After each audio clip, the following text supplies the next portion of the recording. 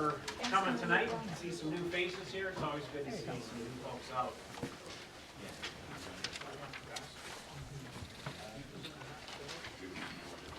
Our roll call tonight, Mary Beth cannot be with us tonight. She's excused tonight. Some family issues. And down to the approval of the agenda. I do have one change on the agenda that I'd like to add. It'd be under business items. I think what I want to do is going to number 5. I want to remove the employee policy manual and the dental down and insert number 5. A motion for bid for proposal on 4 tracks properties to go out for bid on that. And Supervisor, I've got another. okay, is everyone got that done? So we're going to 1 through 7. We're going to make that under business items on the motion to bid for both 4 tracks. Okay, and which one? I have under 8A, I'll add the last one, number 8, which is, we'll just call it Ron's Roadside Barbecue.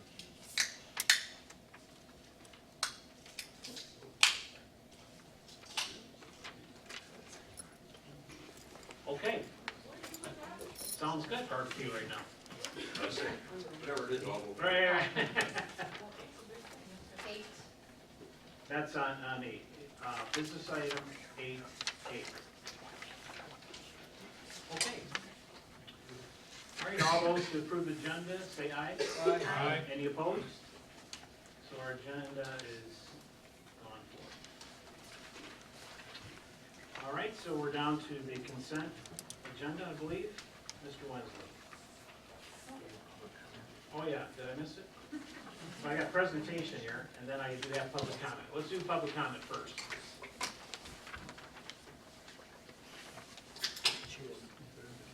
Okay. Fred? Yeah, I have one. I hope it's okay. I want to say the cake is delicious. Thanks, Fred. That will be well received.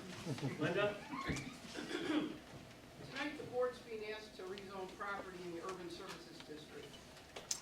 And I support conceptually what the developer wants to do. There's a lot of need for townhouses, condo-type development in the township. But I have a concern.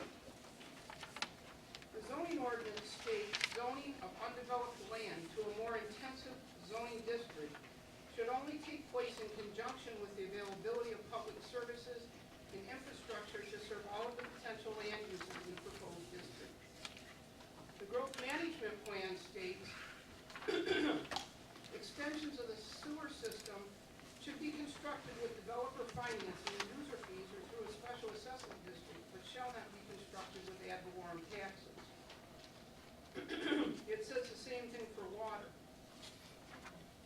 I looked, I don't find any agreement that the township has entered into with the developer in which the developer agrees that infrastructure improvements will be paid for by the developer, user fees, or through a special assessment district. So I have a couple of questions.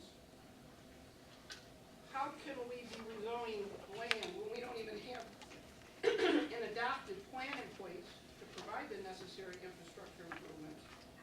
And why this action would be taken when it seems that it's in direct conflict with the newly adopted zoning ordinance. And I have one last personal comment. I was very disappointed in the 7 elected board members that when I sent this out as an email well in advance of this meeting so that no one would be blindsided, not one board member acknowledged the email. And I find that very reminiscent of the last board, who if they did not like you or did not like your position, ignored you. Thank you. Okay. Anyone else? My public comment would be for the handling of the publication for public review for the LRS landscaping. It was misprinted in the Milford paper instead of the South Lyon Herald, and yet we have been told it is going to continue to go through with the planning committee, which seems wrong and unethical, since the rest of the residents in our community are now unaware of what's going on. Okay, Jim? Well, I just found out about it today, and it wasn't from the Southline paper, because there was nothing in there about Salem doing anything. So I'm, with the rest of the folks that have spoken already, I don't wanna spend a dime of my money to develop a project that will make somebody else rich. I don't wanna add traffic to my neighborhood. Let him pay for all that extra lanes, extra sewer, whatever he wants down there. It'll be an active war with a lot of us if you guys stick us with a huge bill for somebody else's project.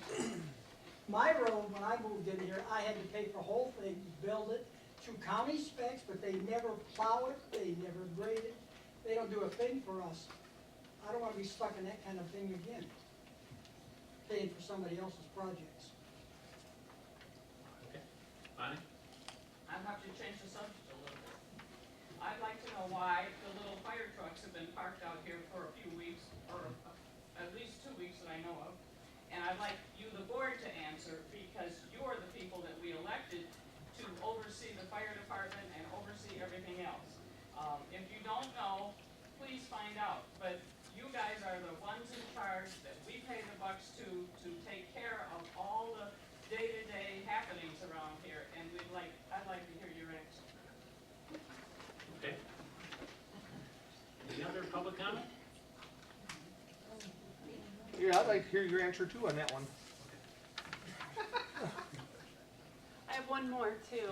I'm still very concerned about the minutes that the board puts out where they simply say 1 public comment, 2 public comment, 3 public comment.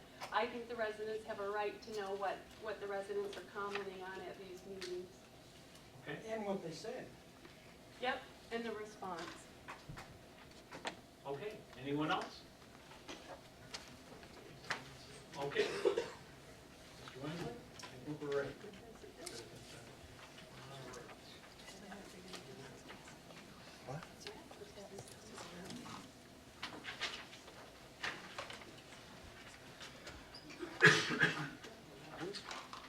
Mr. Supervisor, I move that Salem Township approve the following consent agenda items.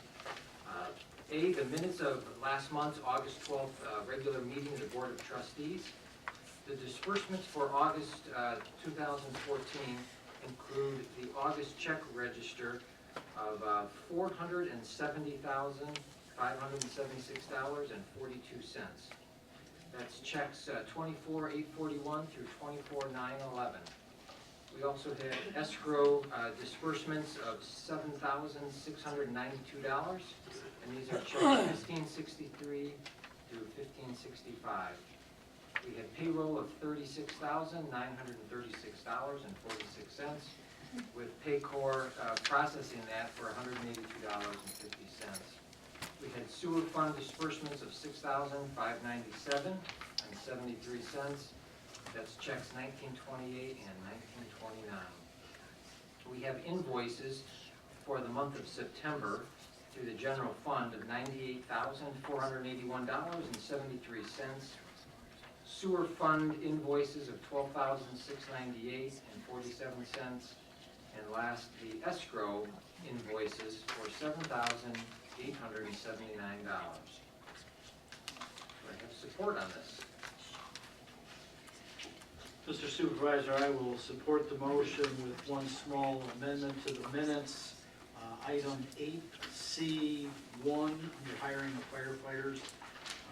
I wasn't able to advise Dell earlier, but the first individual is spelled, his last name is incorrect. It should be B-A-N-D-Y.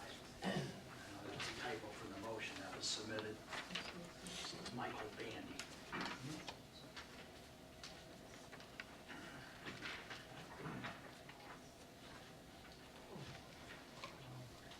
Okay, any other corrections?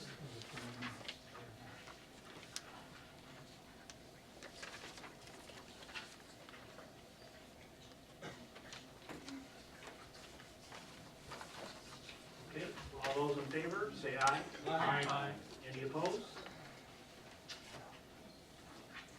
Agenda's passed. Okay, down to the business items. like to make a motion. I move that Salem Township approve, or the Board of Trustees approve the request for RFPs for demolition project at Salem Preserve Properties. Support. Any discussion on this? Yeah, I'd like to ask a question. In the past, we were talking about going out and using this for fire, which would substantially reduce the demolition costs. What happened, why has that been changed, or what's going on? First, we've looked at it several times about getting into to see if there is any kind of asbestos or any kind of materials that cannot be burned in a controlled burn. So the idea is to be able to have some quotes on what it's going to cost to remove the buildings that are on that property, and if it comes that it can be a controlled burn, it would be a lot less cost. So we kind of are going to be asking them to quote it both ways. The big issue will be, as far as the barn, is trying to save the beams and everything that are in there to sell and try to preserve what we can remove out of that building. But right now, we do need to get a move on to get some quotes on there to clean up that property. Any other discussion? We get a second on this item? Frank seconded it, okay, all those in favor say aye. Aye. Any opposed? All right, we'll work on that. All right, I have another motion concerning 4 tracks. I move that Salem Township approve the rules and posting of the Salem Preserve property as recommended by the Land Preservation and Conservation Board. I believe a couple months ago, it's in the board packet, the Land Preservation Board did put up these rules, and I believe now we need to make sure that these are adopted, put it on our website, have it posted, so that there are clear rules that our police and other people can enforce. Any questions? I need a second on this.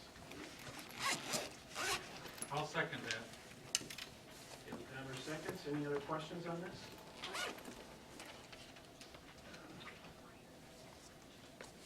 Somebody said they, I have a question. Yeah. How many places is it going to be posted? Where is it going to be posted? especially, I believe, of course, the parking lot, and also, I believe if there is a trail or an entrance off of Brookville to get to the, like a walking path, anywhere where the paths will be designed. How many parking lots? Well, it hasn't really been said, but, somebody, I think their first draft was that there were several parking sites, some on Brookville and some on, or one on Salem, but I think most people are in agreement that we need to have one parking lot, that's where the house and the barn are, and maybe have a walking trail from Brookville to get to the, for people who live around there or whatever. I mean, that's kind of what's being thrown out. Nothing's been decided, but, One of the issues that I have with regards to the signage is, in other states, there's a minimum requirement, they have to have signage every so many feet, or no hunting. We're not allowing hunting on this property. People can walk into this, and having a no hunting sign only at those 2 entrances is not, in my mind, based upon other states' requirements, is not sufficient for removing people or giving people tickets or whatever for hunting on a property that has been closed. So therefore, I think we need to go back and research what is actually required by the state of Michigan and the natural resources in order to put the proper no hunting signs around the property. okay.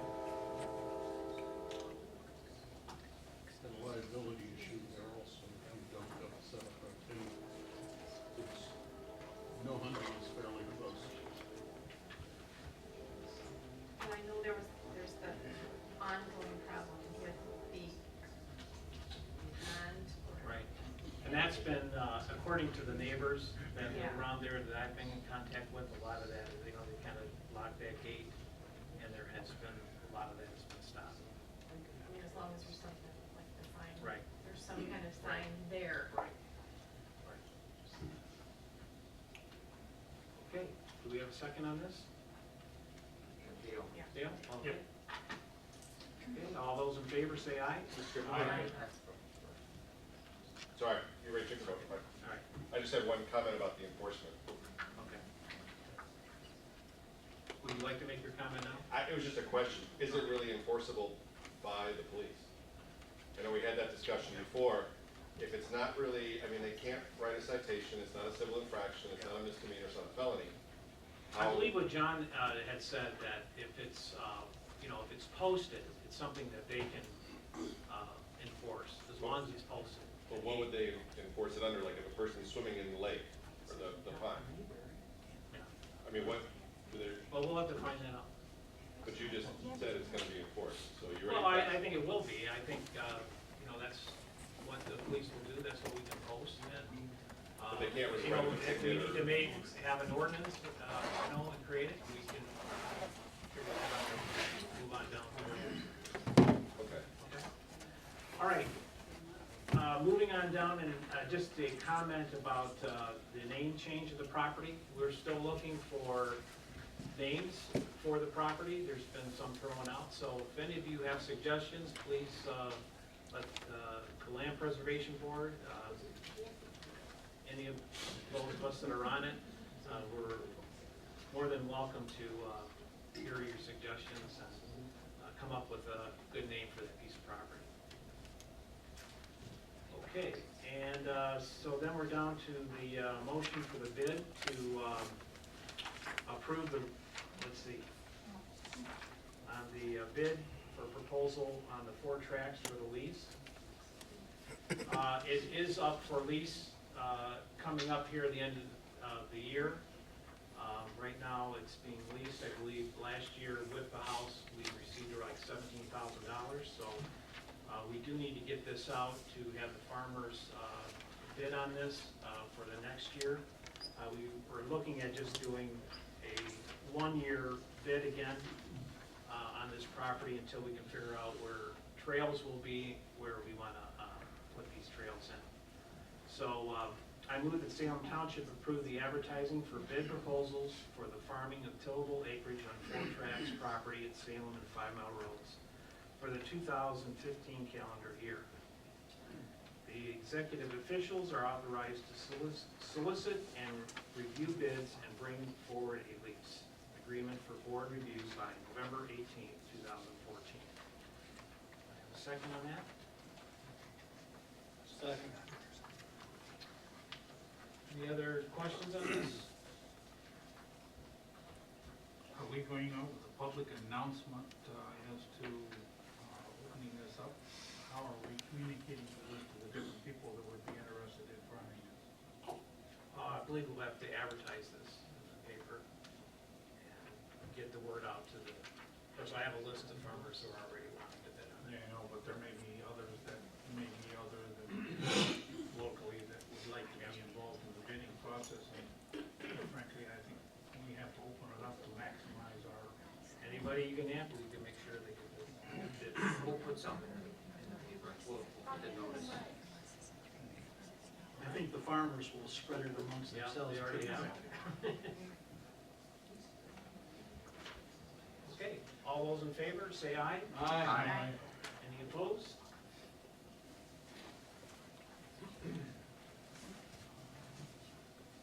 Okay. Mr. Wensley? I move that Salem Township approve the following amendments to our Section 3.4 of the Salem Township Employees Policies and Procedures Manual, just clarifying employee classifications. In Section 2 on page 9, there's some old language regarding the fire chief, and we're just going to strike that right out of there. It says the fire chief shall receive longevity pay through December 31st, 2010. And prorated health benefits shall commence January 1st, 2011. And we're just striking out that whole sentence there. In section 2, number 2, we're going to add section 5 called exempt employees. Exempt employees that provide management duties include the fire chief and the 3 executive officers of the township board. Number 6, we're going to be adding, says non-exempt employees. Non-exempt employees include the remaining 4 elected officials of the township board. The following amendments to sections 6.2 and 6.3 are as follows in the procedures manual. We're basically just clarifying some of the benefits here. Basically what we're going to be doing is deleting spousal benefits for employees. So we're going to, in 1, we're going to be deleting spousal benefits as shown in the strike-through on page 25 in the first paragraph of section 6.2. So the whole sentence, actually 2 sentences, so there'll be no spousal benefits for health care benefits. Number 2, insert a few sentences as shown in italics on second page of 6.2, describing a little bit more, including full-time, part-time, and exempt employees. The township may require an employee contribution for health care premiums in an amount set annually by the township board. Temporary employees are not eligible for health care benefits. Non-exempt employees are eligible to participate in health care benefits at 100% replacement cost back to the township on a monthly basis. And 3, insert participation eligibility clause in section 6.3, basically saying only employees who participate in health care benefits will be eligible for dental care benefits. That's just a little bit more clarification. And lastly, we'll be deleting spousal benefits of dental care. So you'll see the strike-through in those 2 sentences in the dental care section. So that is it, and if we want to talk about it, I'll take a support first, and then we can talk about it. I'll second it.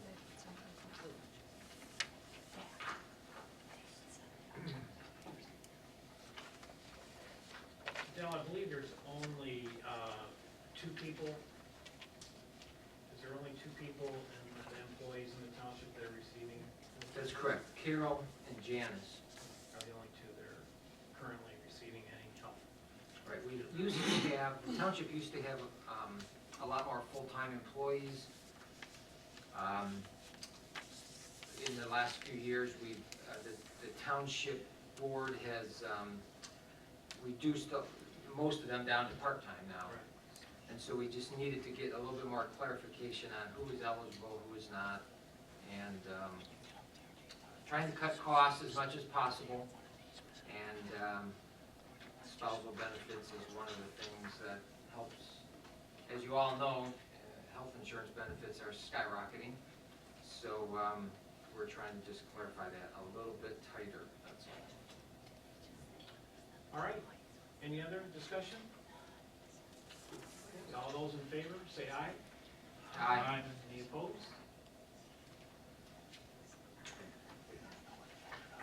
Motion's passed, and we're down to I move that Salem Township approve a $250 annual dental benefit for eligible employees. This benefit will be in the form of a dental debit card issued and administered by our third-party insurance provider, Brennan & Flowers Insurance Group, LLC. The current situation is that the township's current dental provider, Michigan Dental Plan, has terminated our plan effective March 1st, 2014 because of low participation. And other dental providers have submitted rates that are a whole lot more expensive than what we were currently paying.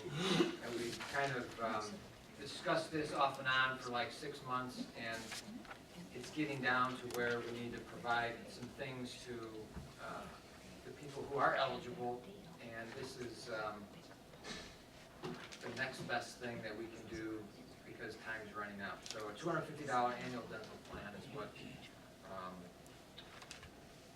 we're going to go with if you all support it. have support?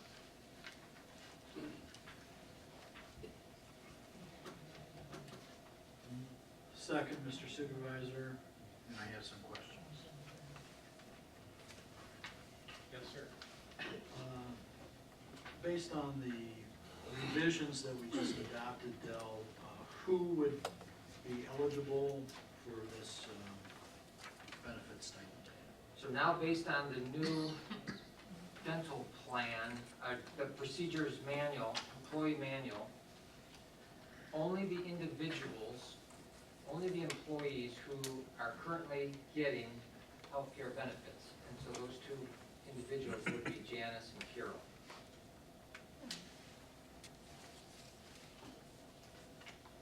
So if someone, if an employee is working for us right now, and their spouse is working full-time at, say, Ford or GM or somewhere, and they have really good benefits there, the employee who's working in our township is not electing, of course, to get healthcare benefits because they get it through their spouse.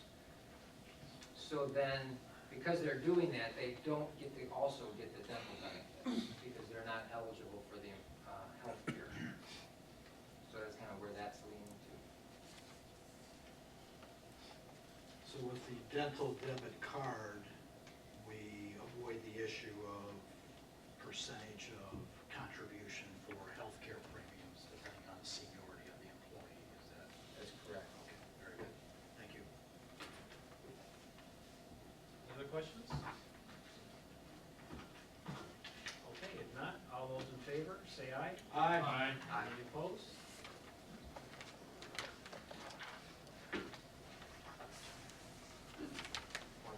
Barbecue.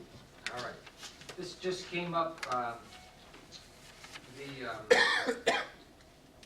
I'll read the motion. Motion to approve Ron's Roadside Barbecue to hold the first annual chili cook-off on their property on October 12th, 12 p.m. to 4 p.m. Do I have a second on that? So we can talk about it. Sure. All right. Okay, so Donna, Ron's Roadside Barbecue is already an approved business in our township, and they're on Pontiac Trail, 5850 Pontiac Trail. They asked Donna about having a chili cook-off, and so Donna asked, Donna is our planning coordinator. She asked them many questions of what this cook-off was going to be, and she said we needed as a board to approve this event. So just let me read. They're going to have approximately 200 visitors. There will be 18 vendors bringing food prepared in licensed kitchens of their respective restaurants. Once at the site, excess food will be held in our licensed kitchen, and water will be provided from this kitchen as well. There will be 3 restrooms on site and 2 additional porta-johns. Alcoholic beverages will not be sold. Cider and hot chocolate will be available. They do have a band. Music starts at noon and it will be done by 4 p.m. There will be a tent, and it will be put up on Saturday the 11th and removed on Sunday the 12th. All cooking will be done in the licensed kitchen that's on site. It has appropriate sprinkler and foam systems. There's also 2 fire extinguishers in this serving area and 3 sinks with running water. So that's it.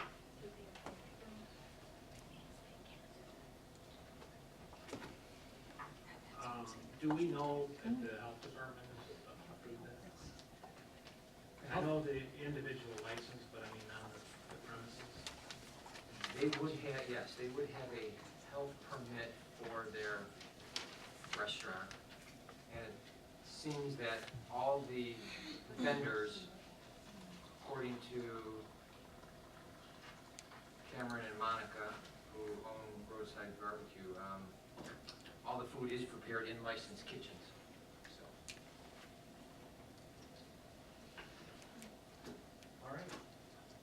We have a second. Any other questions on this? Yeah, did they let you know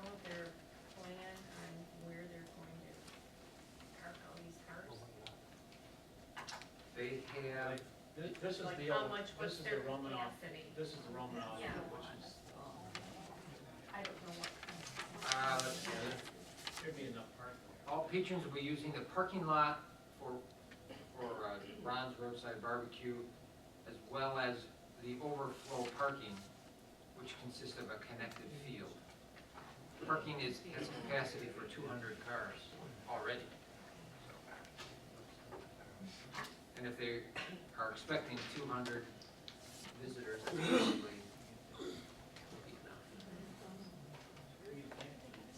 Okay, any other questions? Mr. Supervisor, should we make approval contingent on any inspections or permits that may be required by the Washington County Health Department? Or advise the applicant that You know, I think, they should follow up with that? the business changed sometime, and I'm not aware that, have they been before? Does it say that in the report, or Donna say that they have?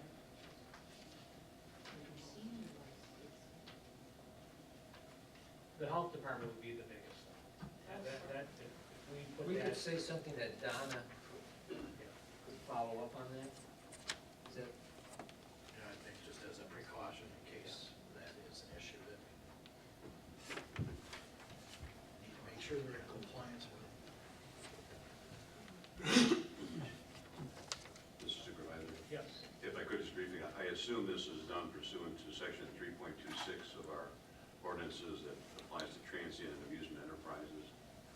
That allows the board, for an event such as this, for any transient amusement enterprise, music festival, fundraising event, temporary gatherings of people, and similar for-profit and nonprofit activities are subject to approval by the board. And the board, obviously, to consider the effect on the neighbors, et cetera.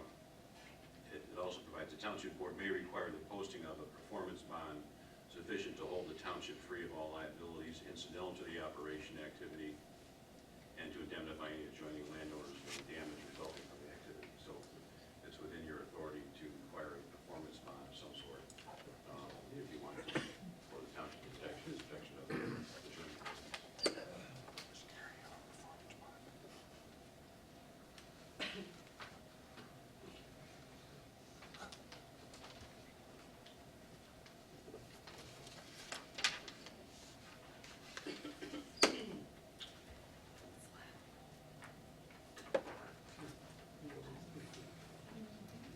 So the recommendation that we ensure that the county health department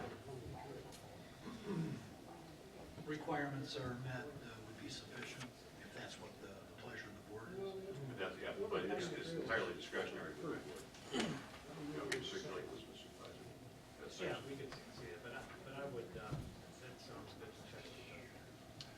yeah, A performance bond, that would also include like damage to neighbors or Correct. damages to or whatever. They park on the neighbor's lawns, anything of that nature, somebody needs to have sod replaced or the lawn replaced. Cover those types of damages. Yeah. Been there, but not for parking.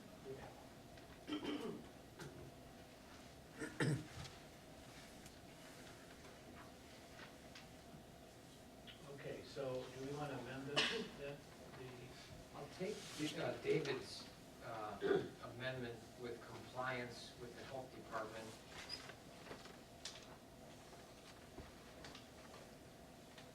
And reference section 3.26.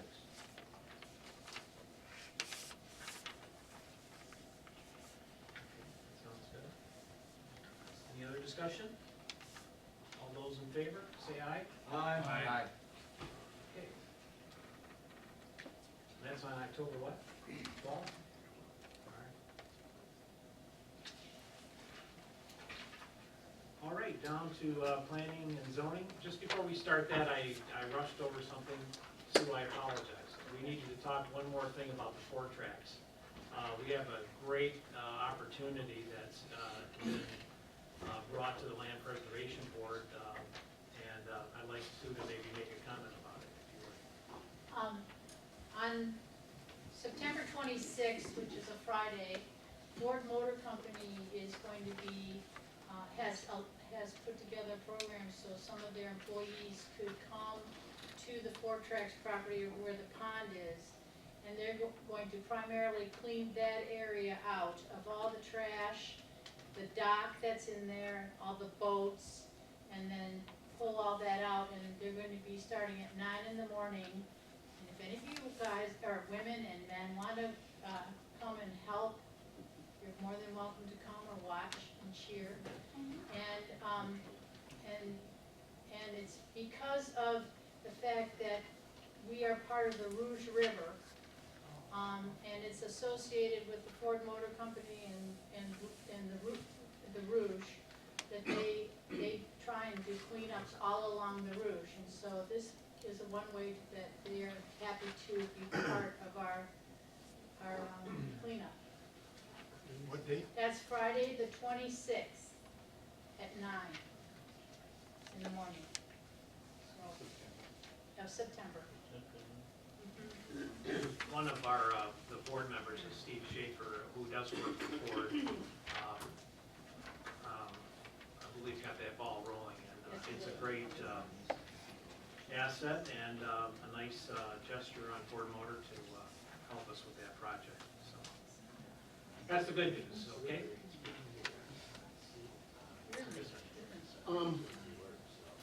Perhaps an off-the-wall question, and perhaps you are best suited to answer it, but a number of years back, my father-in-law tried to clean a pond out in Meridian Township, and they basically told him if he tried to clean that pond, he'd go to jail because it was wetlands. Does this not fall under that? So we'll be okay? I mean, everybody's... We'll be okay. Because the people who are doing this project, they are in conjunction with the authorities about the Rouge River. I mean, it's through an association. And No, I understand all of that. I just, the But this is DNR, yeah. you know, they live up there somewhere in the cloud, and they have a big hammer. But this is a pond that's not exactly a wetland, it's like a super wetland. Okay, it's not designated on our map as wetland by some ungodly authority.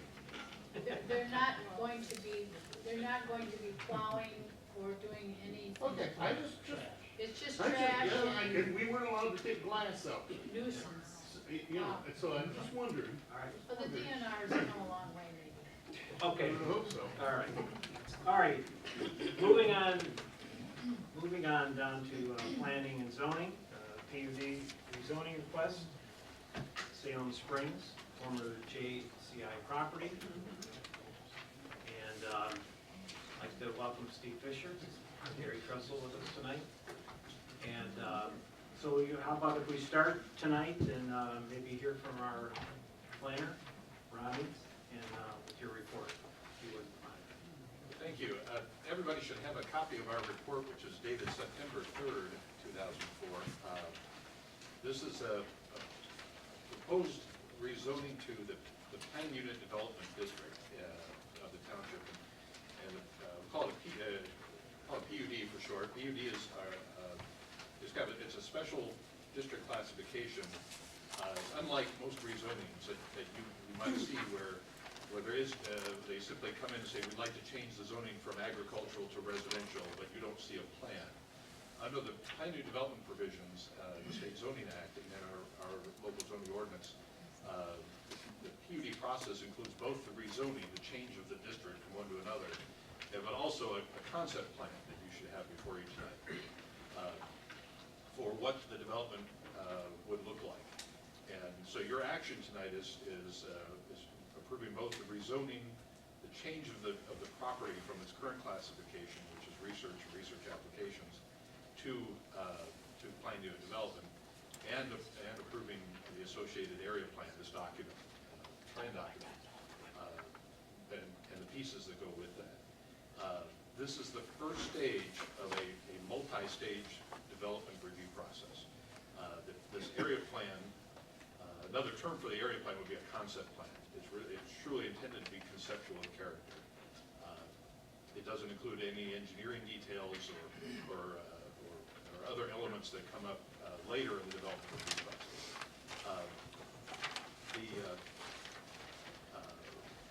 If the rezoning and area plan are approved, the developer then will need to go through the full site plan review process for this project, including all the details related to engineering, utilities, road access, stormwater management. All of those elements come up at essentially at the future stages of this review process. Our report tonight outlines that. If you look on the first page of our report,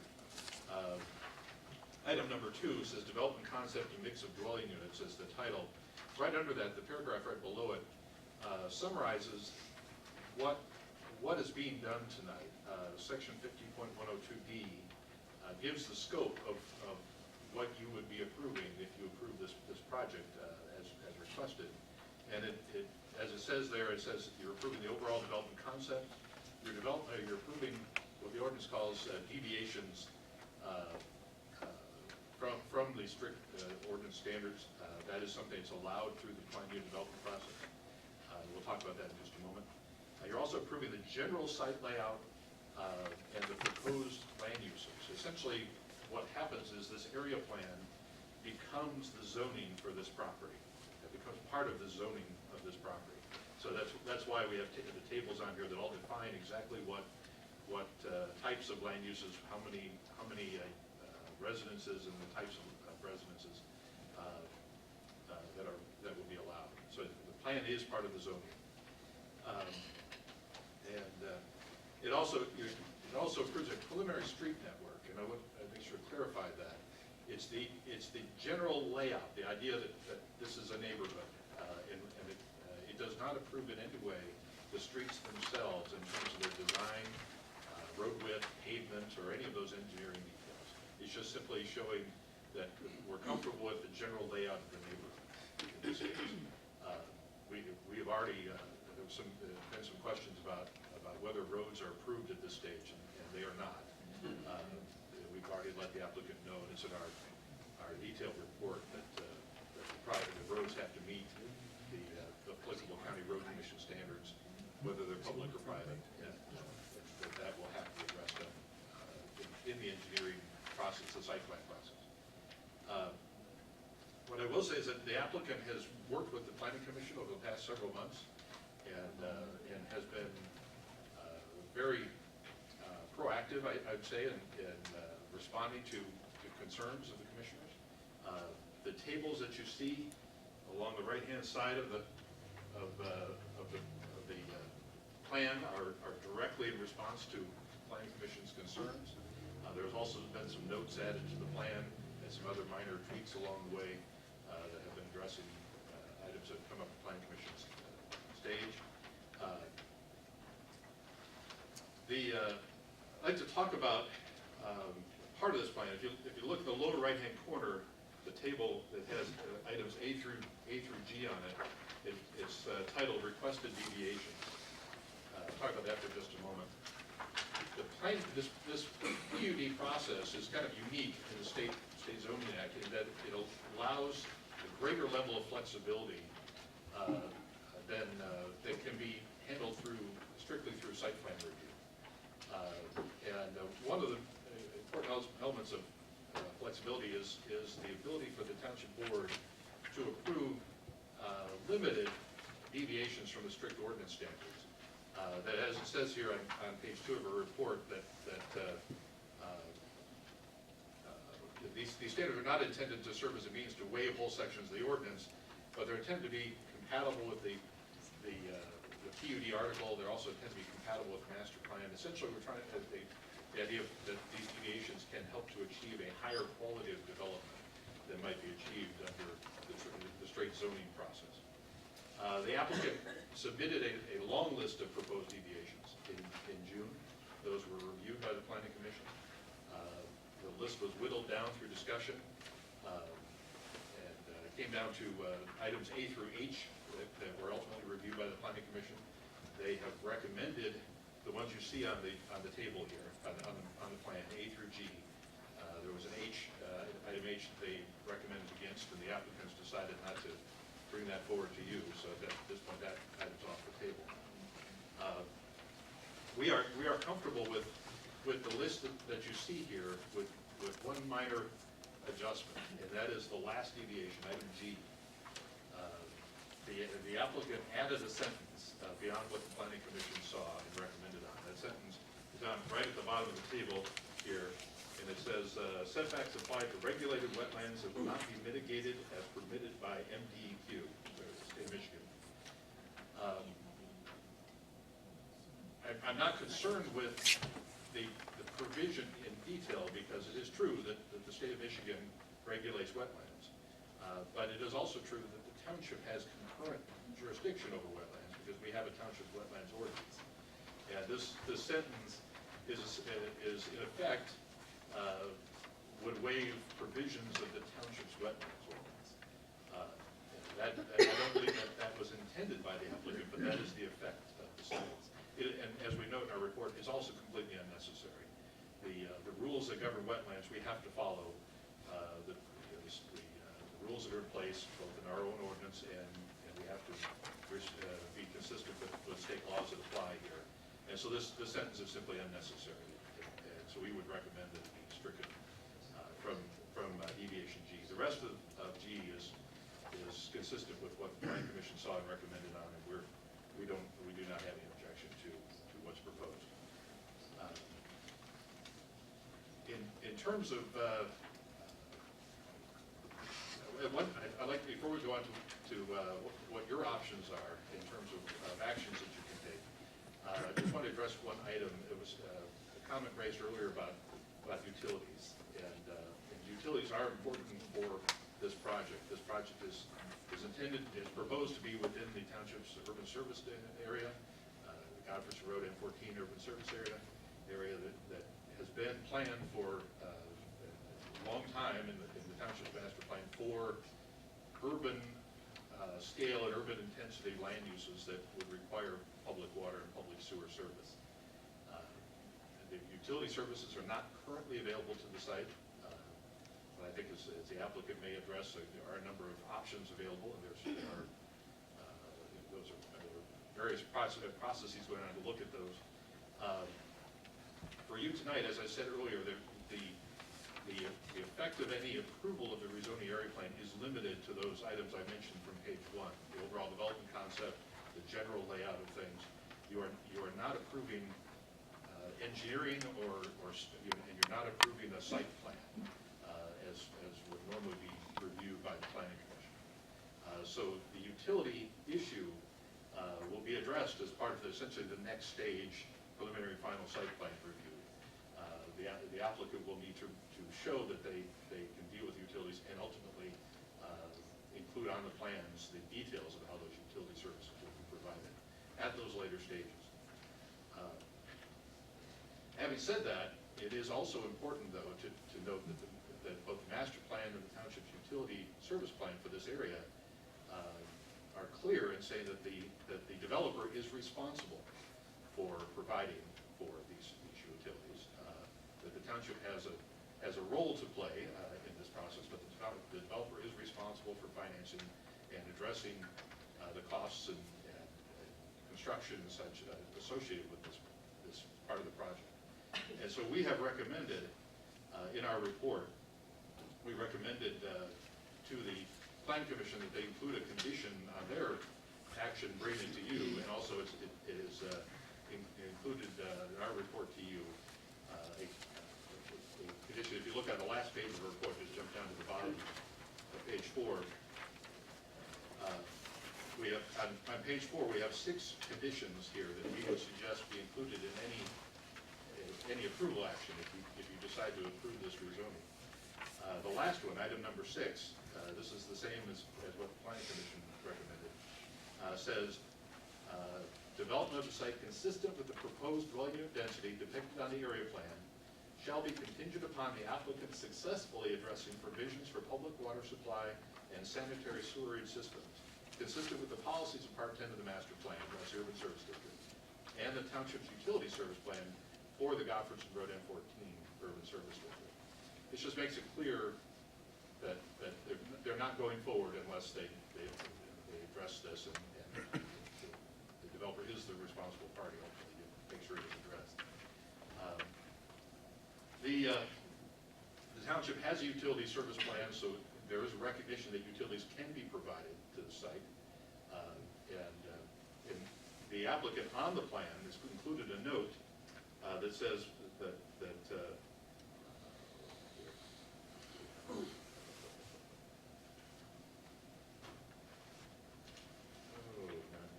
forgot which note it was. Oh, here we go. Note number 3, proposed residential community will be served with public sanitary sewer and water main. They've also acknowledged on the plan that that this is necessary.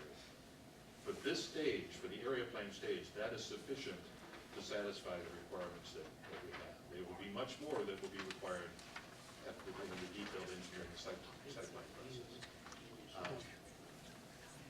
For tonight, and going forward, you have several options as you look at this. The first step, of course, is to review it, hear from the applicant.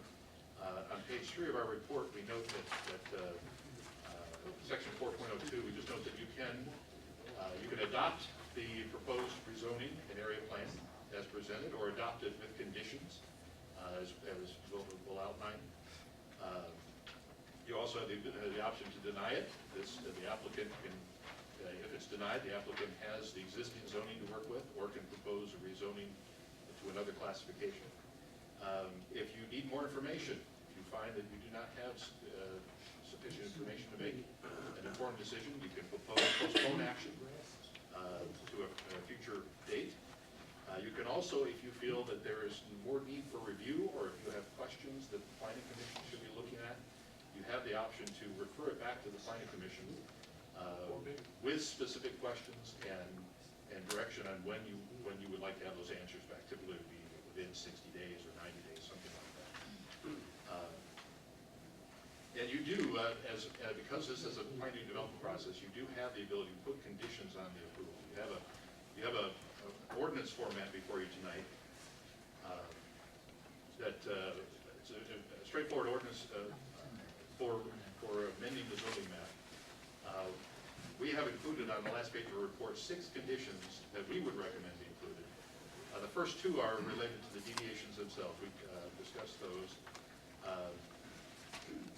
Condition number 3 is related to a detail that was left off this latest version of the plan. There's on previous versions a little key or legend that needs to be put back in the plan. Item number 4 is related to getting signed plans back to the township based on the section of the ordinance there that requires those signed copies.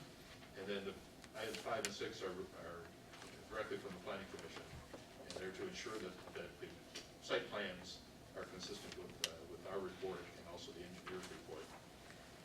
We would recommend that these 6 conditions simply be included under section 1 of your ordinance. That is, make a new paragraph that says that this approval is contingent upon these 6 conditions, and that would address that would ensure that these items will be then taken care of in future stages of the development process. With that, I'm happy to answer any questions that you have. Ronnie, one of the things that I'm kind of concerned with is that, talking with David a little earlier, because I was totally not informed with regards to the waste treatment. I mean, I know that there's water going to be available as far as the waste. And what I am understanding is that if we go through the Plymouth to the east, that there have to be retention ponds and the other thing that would have to go on that would require that.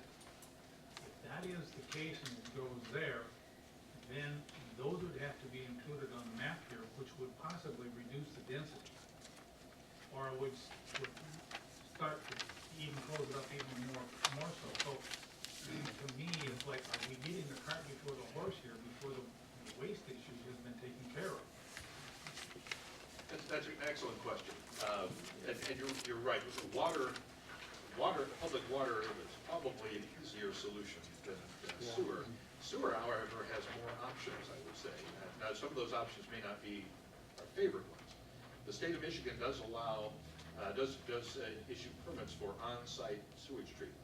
So the developer could, if necessary, if no other options are available, propose an on-site treatment plan to address the sewage issue. Now, what I will say to that is that our master plan and utility service plan both envision any provision of utilities in the urban service area, that they need to be designed sufficient in size and capacity to serve the entire urban service district. So it would not be simply a plant that would serve only this property. It would be a plant that would serve this development and other development within the urban service area, based on our utility plan. The question of when to look at utilities is a good one. It's really here a chicken and egg issue. Without the rezoning, there is absolutely no reason for any landowner of this property to even look at utilities, because they can use the land as it is based on, without utilities. They could also rezone the land to, attempt to rezone the land to a district that would allow septic of a very low density. Now that's not the direction that this is taking. It's not the direction that the township master plan envisions. But until the zoning, until the plan has been approved that says the township agrees that this is the maximum number of units that will be on the property, this is the general layout of things, until that is in place, the utility discussion really can't take place, because there's no approved development project for this. So this is the concept approval that then the developer can go and say, okay, I need utilities to serve this, and then begin far more detailed discussions about how do we get from here to there. And my suggestion would be to ask Mr. Fisher, Mr. Tressel, about that and what their plans are, because obviously they will be looking at that.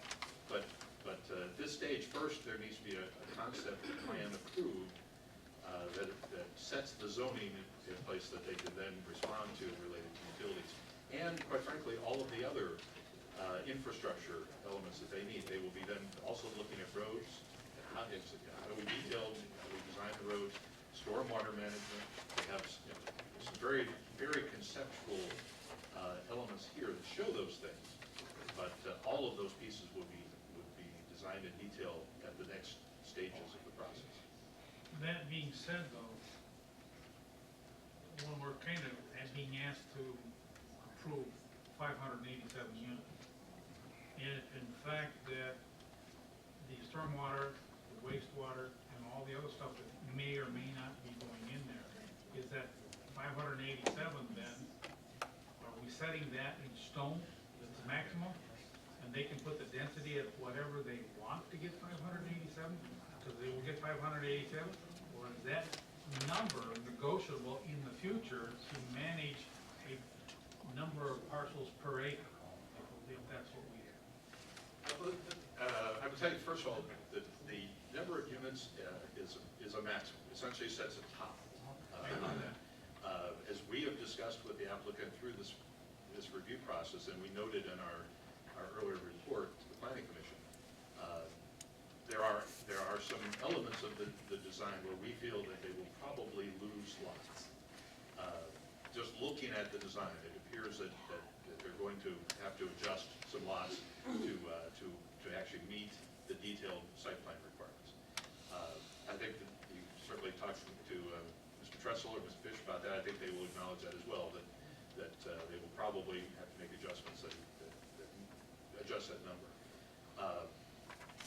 This is really the same as if we had rezoned land to the Hamlet residential district here, which is not a special district. Again, that district essentially sets a lot size and have so many units per acre, because each lot must be so big. So let's say it's 4 units an acre perhaps. You wouldn't, if it was the Hamlet residential district, you would not see a plan like this. But you would know that the maximum they could possibly theoretically put on a property would be, say, 4 units an acre. When they actually go to design a project through the site plan review process, it's probably going to be less than 4 units an acre, simply because of the necessities of the site, drainage, and other elements. So we do expect to see adjustments made as this plan goes through site plan review. And I would expect that a few units would be lost. How many will be really up to the developer and the engineering, as they go through the engineering process to make the site work for what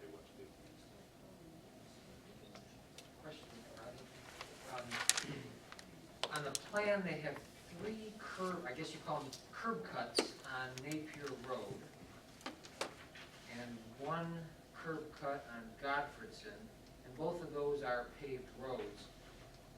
On Joy Road, at that particular part of Joy Road, there's 3 curb cuts, but it's a gravel road. Is the discussion of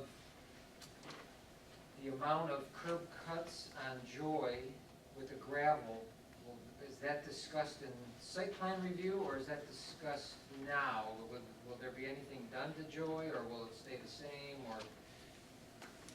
Just my comment about the number of traffic that we've had on gravel roads in the wintertime, we get tons of potholes, and Joy Road, pothole could be pothole city right there if they don't do anything. So what discussion has there been?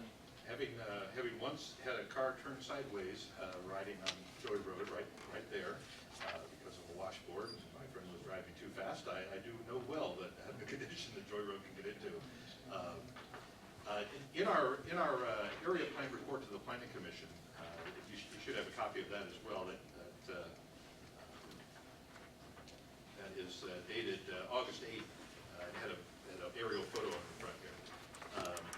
In that, on page 6 and 7 of that report, right at the bottom, straight at the bottom of page 6, going all through page 7, we talk about vehicle access. And the questions you brought were also brought up by the Planning Commission and noted in our report. You're absolutely right. They are proposing at this point 3 connections to Joy Road on the gravel portion. In part, this is a county road commission issue. The county road commission will have requirements that come into play. At this stage of the approval process, they are not required to talk about what they might do to Joy Road or not do to Joy Road. They can also propose, after talking with the road commission and looking at what they may have to do, they may propose to eliminate access to Joy Road, for example. And take all their access points off of the paved roads. That is something that if they make those changes, we'll be looking at that in detail in site plan review. We note in our report that they need to address it ultimately in the upcoming stages. The master plan is also very clear on roads in the urban service area, and we would be expecting that if they're accessing Joy, that they would address the condition of Joy and satisfy both the master plan and the county road commission. As far as your action tonight, one of those 6 conditions, number 5, notes that I'll read it. This is also from the Planning Commission. It says all items identified in the township planner's PUD rezoning area plan report, the one I just mentioned, and the township engineer's report, which also talks about roads, shall be satisfactorily resolved by the applicant during site plan review. So we've hit on it as far as for this stage. The applicant is aware of it. We've made the condition makes it absolutely clear that they'll need to address these items going forward, and that will be part of our review as they submit detailed plans. Good, thank you.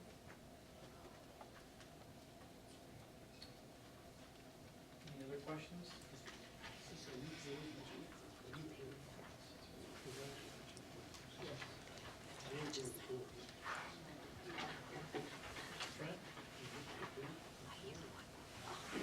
And Rodney, if you could elaborate, just so I have a better understanding of some of the proposed deviations for the setbacks, as well as the distance between the condominium units.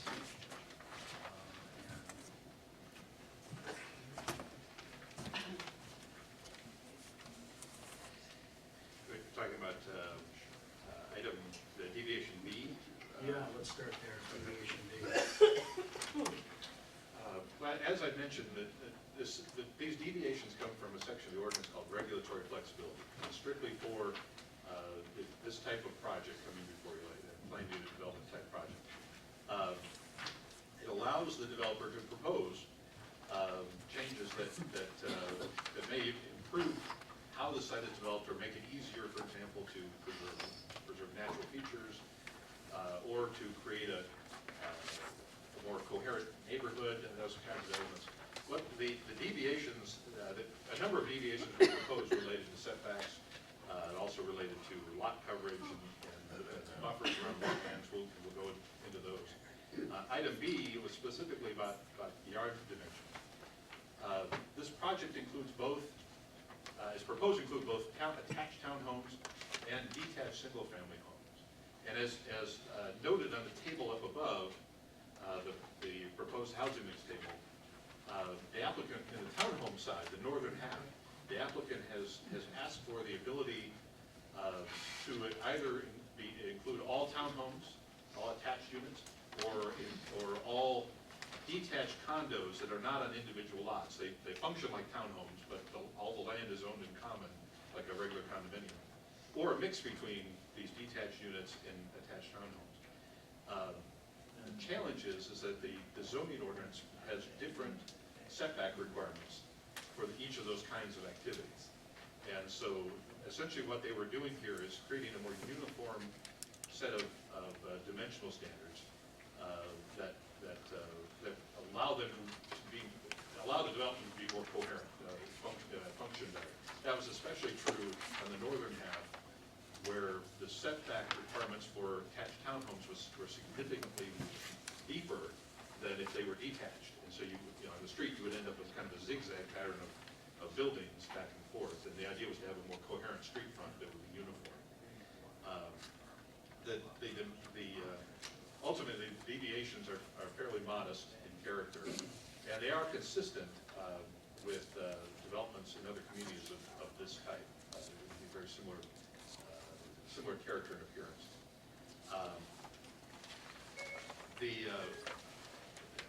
I kind of go down the list of the other deviations, number of deviations here. Item C, the lot coverage deviation. Lot coverage is basically how much of the lot can you cover with buildings, with structures. Here again, we had two separate standards, one for attached townhomes that was a little higher, and one for detached single-family homes that was a little lower. You can cover less of the single-family lot and structures. And they asked to make that uniform across the development. And so the Planning Commission agreed that was a reasonable request.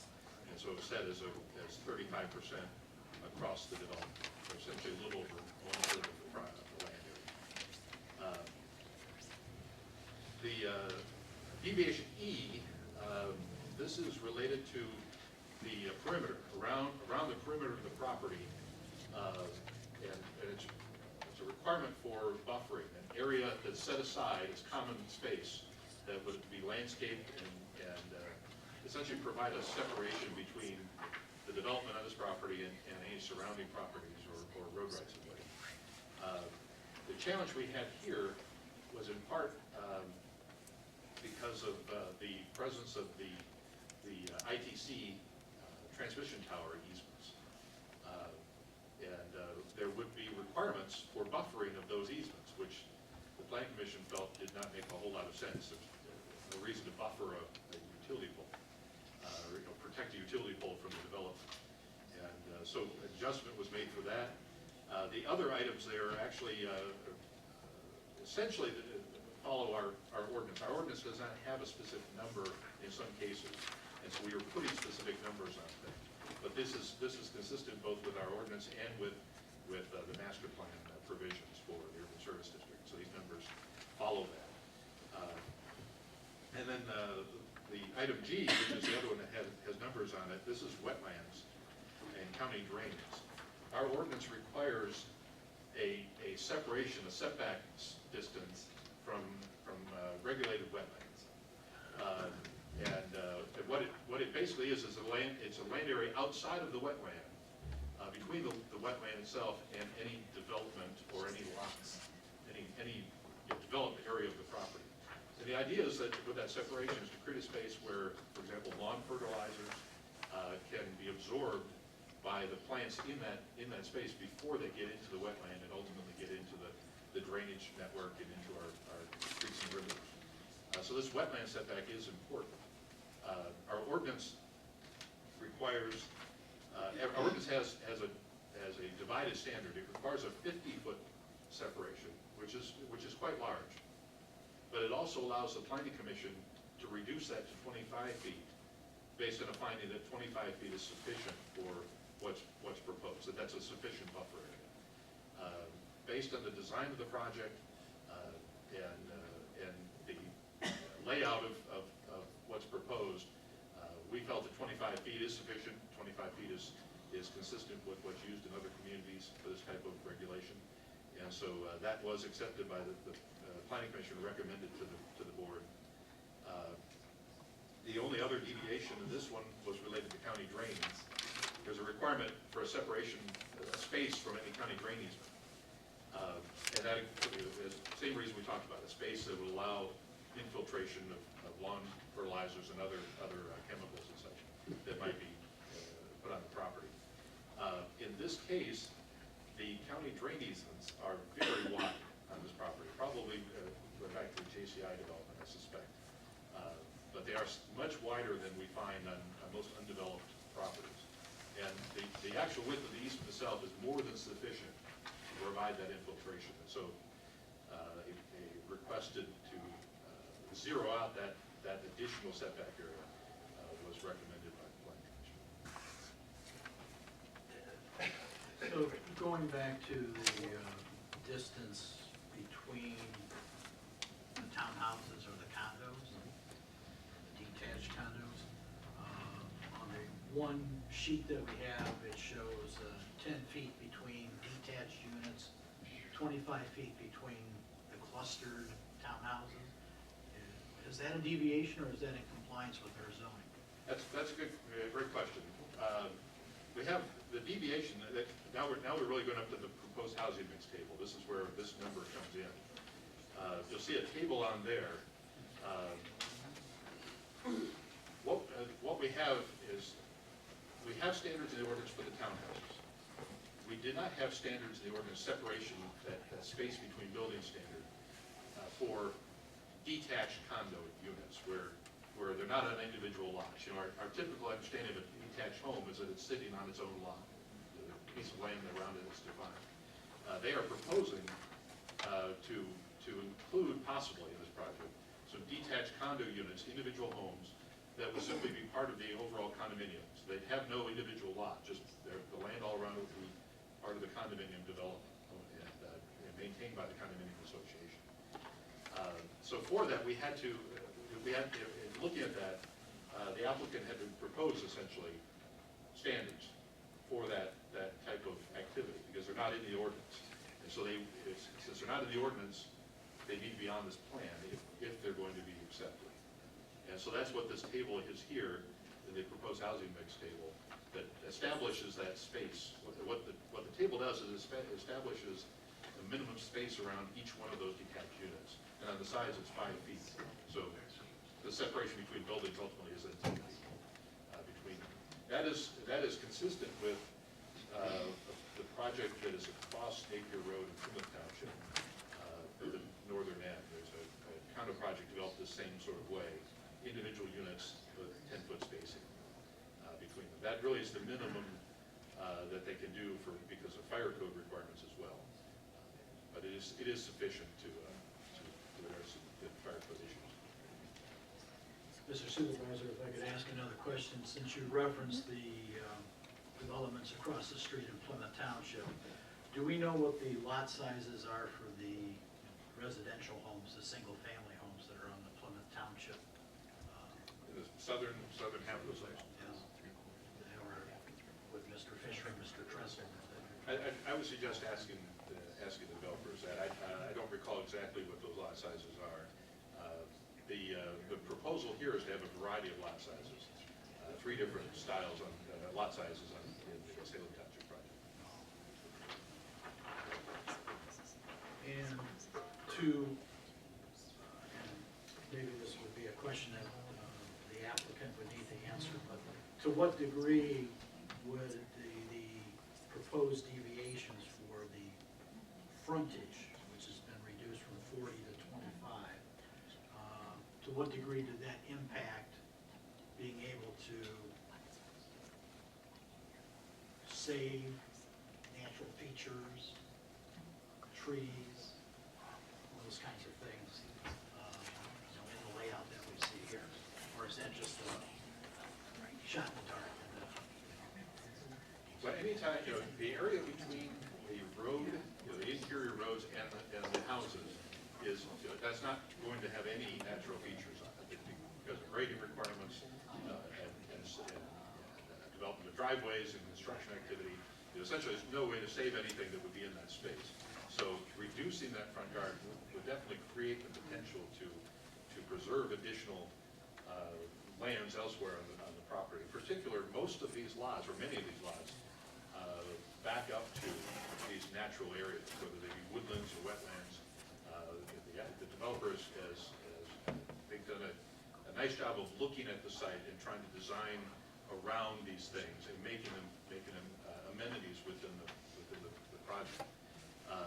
And so moving the house a little closer to the street does move it a little further away from those natural elements that are nearby.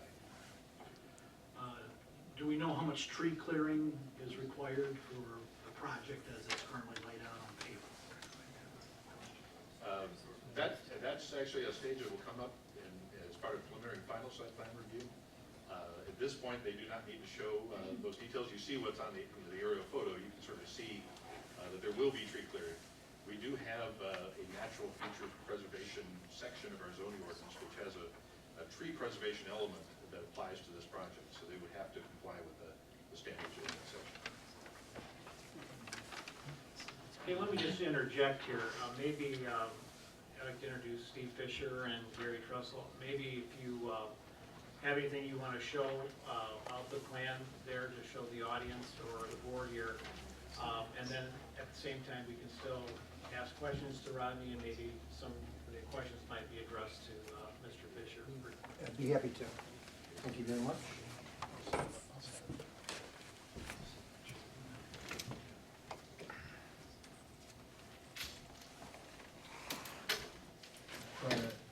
Position this so everybody can see it.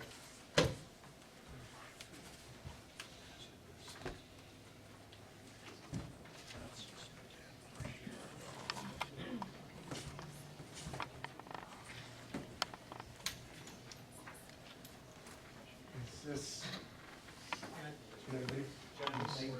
You got, okay. We got copies. My name is Stephen Fisher on behalf of the petitioner. I've got two layouts here. They're the same ones. The only reason I brought both of them is because, first of all, I want to thank Mr. Rodney for presenting a very comprehensive presentation. I have a few things I'd like to add. I'd be happy to answer any questions as well. This is the plan that was recommended for approval by the Township Planning Commission, as Mr. Rodney indicated. The reason I brought a second one is because he wanted us to include all the deviation here that was approved by the Planning Commission, but I brought this one so that we could see what it was covering up. So it also will help answer some of the questions. The few items that I'd like to add to Mr. Rodney's presentation is what we did here and why we did it. As Mr. Rodney indicated, we are requesting for this property to be rezoned under a PUD, which allows for flexibility for both the township and the development, and also for you to approve the area plan. And as Mr. Rodney indicated, the area plan is a concept plan. There are a lot of good questions here regarding utilities and roads. We don't have all the answers, and those answers are flushed out at the site plan approval process, both the preliminary and final site plan, which has to go through both the Planning Commission and the Township Board. So we are not finished here. This is merely the beginning. And what this does is it sets the stage so that when we go and address the concerns about utilities and roads, we have a general concept that we're working with, and we're not going to deviate except to the extent that we need to address those issues. We came up with this plan primarily because of what's there today and how we envision this. As Mr. Rodney, Mr. Nanny indicated, this is all part of the urban service district, which allows for more comprehensive density in Salem Township. Basically, it's 1,400 acres off of Gottfriedson Road and M14. What we have here is, to the west of our property, we have the ITC easement here. We do have some access here onto Godfreyson Road, but that's the extent of it. Then to the south is Superior Township, which is zone residential. To the north is a conservation easement, so it's gonna remain what it is. It's a conservation easement. And then to the east is Plymouth Township. And what we tried to do is really extend what was going on to the east and bring it to the west. The ITC lines also bifurcate the property right at this point right here. So we differentiated between what we're gonna do to the south of the ITC lines and to the north. And generally, that, as you can see, that's what was done here in Plymouth. Basically, we've taken these large lots, larger homes, and extended it here, as was requested. And again, what Mr. Nanny said, that this was a collaborative effort. We worked very closely with both Mr. Nanny's office and the Planning Commission to whittle this down to what you see today. And the concept of having 3 different products of a high-end residential, continuing on from what you see here in Plymouth, was something that appealed to everybody. Same thing to the north, we went with a condominium concept. Here you're seeing the attached, but we also talked about detached condos, similar to what you see here. And I think Mr. Krent had the question about the distance that we show on our deviation. It's the distance that they have here in Plymouth, if you detach them. So we're asking for, and the Planning Commission approved, giving us the flexibility, either all attached, portion detached, portion attached, or the whole thing detached. So, and that's all in the verbiage that is here on the plan, which we're asking you to follow the recommendation of the Planning Commission and approve. Regarding utilities, just briefly, because those come out at site plan approval as we get through this process, what we did here is we're talking really about 3 utilities. I'll call them the wet utilities, because it's sanitary sewer, storm sewer, and water. The storm sewer, which is SWM in the blue, that's our estimation based on our engineer's calculation as to what we're gonna need for retention. And we believe this will be sufficient. Obviously, that's an engineering issue as we go through the site plan approval process, and if we need more or less, it's a calculation, it's a math problem that I can't solve, but the engineers can. We will add or delete whatever is needed. The water and the sewer, same thing, depends where we tap in and how we will extend that there. That's all part of the site plan approval process. And same thing with the roads. This is a general concept, general layout. The discussion was connectivity between the different developments here and a continuation. You see our roads are lined up with Plymouth. And then we were looking at access onto Godfreyson Road. And then there's the issue that you raised regarding what do we do with the access onto the unpaved portion of Joy Road, and that's something that we will have to address at the site plan approval process. But we want to just get a general concept of something that we think would be acceptable to rezone it. Hopefully you agree, and we'll vote to rezone the property to PUD residential. If there's any questions, I'd be happy to address them. I'll keep this up here. Any other board members? Questions at this time? I just want to make one quick clarification. Mr. Fisher misspoke about the site plan approval process. The detailed site plans do not come back to the board. The Planning Commission, under the zoning ordinance, has the responsibility for review and approval of the detailed site plans. My mistake, I apologize. All right, go ahead. Ed, address the issue of the utilities and who's paying for them, and is it something that we need to talk about, or is it something that it's already in the USD, that the utilities are gonna be taken care of by the developer, or are we gonna get stuck? Just address that issue. Well, just in general, as Rodney mentioned, our master plan and utility plan do require the developer will ultimately be responsible for the cost of raising utilities. We have, the township has been in ongoing discussions for sewer with a number of other entities on how to do that. We're proceeding to see what's the most cost-effective in conjunction with Mr. Fisher and the Showstack Group. So those issues regarding where water and sewer are going to come from are being addressed simultaneously with the approvals of this concept plan. But there are the particular financing, how that's going to be financed. We already have 2 development agreements in place for 2 large parcels owned by the Showstack Group that require, obviously, that the developer finance those. But we're obviously moving forward. We're not limiting ourselves to this particular development that we're talking about tonight. The utility is going to be brought in to service the entire USD, whether it be water or sewer, and from whatever source, whether that be through sewer through Yucca, or water through Plymouth, or the DWSD. It'll service the entire USD, not just this particular project, many others. One of the questions that I have with regards to those utilities is it's great, and we can talk here about Mr. Fisher and his proposal, but quite frankly, there's other landholders down there that would love to develop their land in the future. I don't know what's going to happen, but quite frankly, what in the world is going to happen if they want to tie into a line that Mr. Showstack is putting in?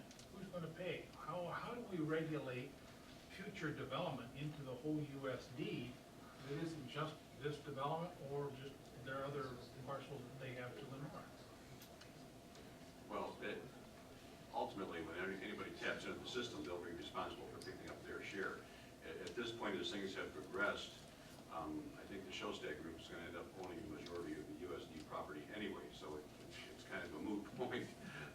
I think maybe Steve can address this. I think he's met with the Magnum people, and I think everybody's kind of on board on bringing the utilities into the service of the whole USD.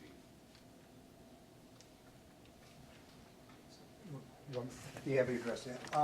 Originally, we were obviously looking at servicing the properties that we own to service them. It was requested by Salem Township that we, if we can, assist in trying to bring utilities for the whole urban service district.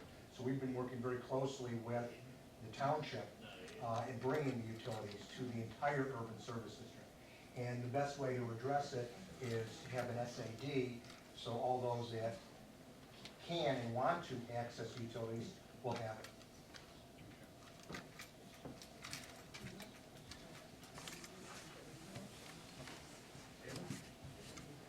Thank you, Mr. Supervisor. I'd like to make the following statement. We are presenting tonight with a rezoning proposal that will ultimately impact our community and serve as a catalyst for the dramatic transformation of the USD and our future. In one sense, it is ironic that I share this sentiment in that the Board of Trustees from just 12 years ago probably felt the same way with the JCI rezoning. This PUD application has been submitted by a company that over the past few years has become the largest landowner in the USD. This residential community as presented will increase the population of the township by 1/3. It will bring new pressures for infrastructure, water and sewer as required by our zoning ordinance, and additional traffic to the area. It will also, in due time, facilitate additional growth in the area for commercial and other residential developments.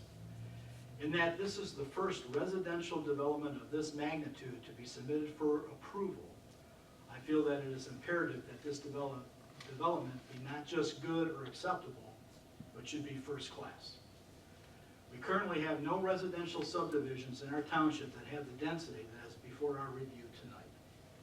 However, on the flip side, this is the area that has been designated for years as the area of concentrated development that would help preserve the rural character of our township.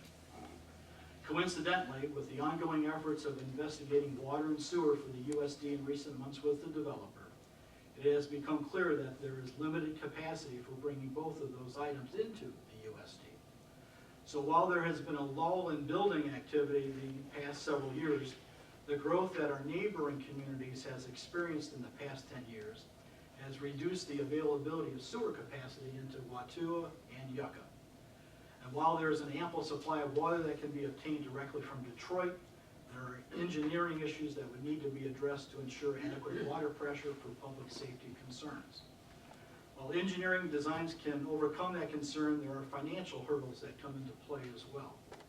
In short, the external factors that I have outlined have helped ensure that the concern of urban sprawl that so many shared just a decade ago is essentially a moot issue going forward, and has helped reinforce the master plan as envisioned 20 years ago with the establishment of the USD. There is a business adage that I've heard for years that says that everything rises and falls on leadership. I believe that adage is true, and thus the decisions that we make tonight will forever change the landscape of our township and determine the quality of life for those in the USD now and into the future. So it is incumbent that we as the elected officials and the developer, Salem Springs, exercise leadership to bring forward a PUD that makes a win-win for everyone. Since this development would be the foundation of the future, again I reiterate that I feel it must be more than adequate, it should be exceptional. Salem Springs, also known as the Showstack organization, has a long history in southeast Michigan of building and developing residential and commercial projects and has established a good reputation. While it's no secret that the relationship between the township and Salem Springs has been less than amicable the last 5 years, and yes, Mr. Fisher and I could have a friendly debate on who should be at fault for how that came to pass, it would serve little purpose to engage in finger pointing. And we all know on this side of the dais who should get the lion's share of the blame. Albeit, we have mutually agreed, as a result of the arbitration process and to serve our own mutual interests, that we should endeavor to implement a cooperative process to make the USD a jewel within the township. However, with the deviations that have been proposed for our consideration, the caliber of the development, in my view, has been diminished. For example, the initial concept drawing proposed under 500 residential units. Today, we are asked to approve plans that are just under 600 units, a 20% increase. A deviation has been requested for reducing the space. I'll strike that now that Mr. Nanny clarified that there was no established distance between the townhouses. I'll strike the sentence that I was about to read.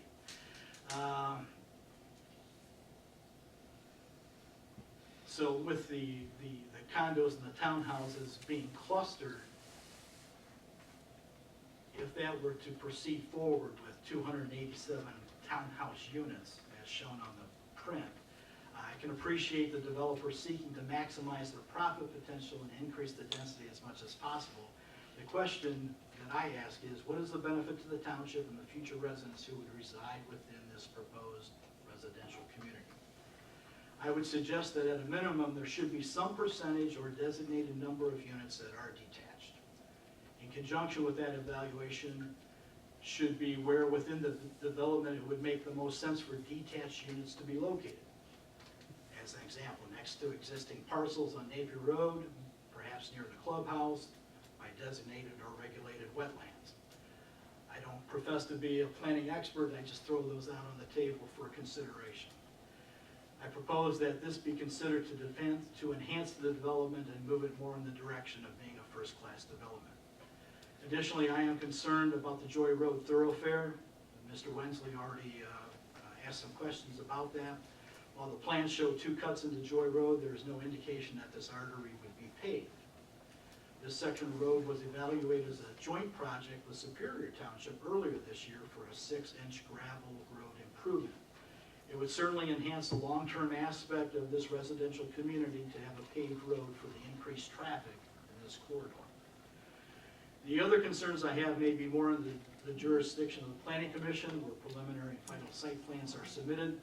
These include the location of the clubhouse for the single-family home section on the south side. Why is it located right by Napier Road? Other developments seem to have a clubhouse located near the center of the complex where people can either walk to it or drive to the center. This appears to be an inconvenience for those who live on the far west end of the development. Again, that's just from my perspective. I'm not a planner, I'm not a developer. Maybe it makes perfect sense for it to be located on Napier Road, but I'd like to have some discussion on that. Speaking of walking, this segues to my last concern, and that is the issue of walkability. Walkability is now part of future master plan. assessments by the Planning Commission. First-class development of this nature would seem to have sidewalks and walking trails laid out in the initial concepts. I was disappointed to find out in the reports provided to the board that the initial concept proposed by the developer lacked any sidewalks at all and no lighting. While the sidewalk issue was quickly taken off the table with the application in July, I feel it demonstrated that there needs to be a greater effort on the part of Salem Springs to capture the spirit of becoming a true corporate citizen and help champion this proposed development, and as well as their future projects within the USD. So that's my statement, Mr. Supervisor. I look forward to this concept moving forward. I endorse and support the concept. I think it's the right thing in light of what has changed in the last 10 years, where we all had the paradigm that it was going to be JCI or something of that nature as a RRA. It's obvious with the way the economy has changed and what is happening with our neighboring communities in Plymouth and Northville Townships, that the old Tehoco properties and the properties that Dematia has acquired are being geared and advertised and marketed for international firms to come in. We've seen newspaper reports already about Chinese venture firms that are looking at the Tehoco properties, and maybe this is the right time for us to transition that area of the USD into more of a residential community.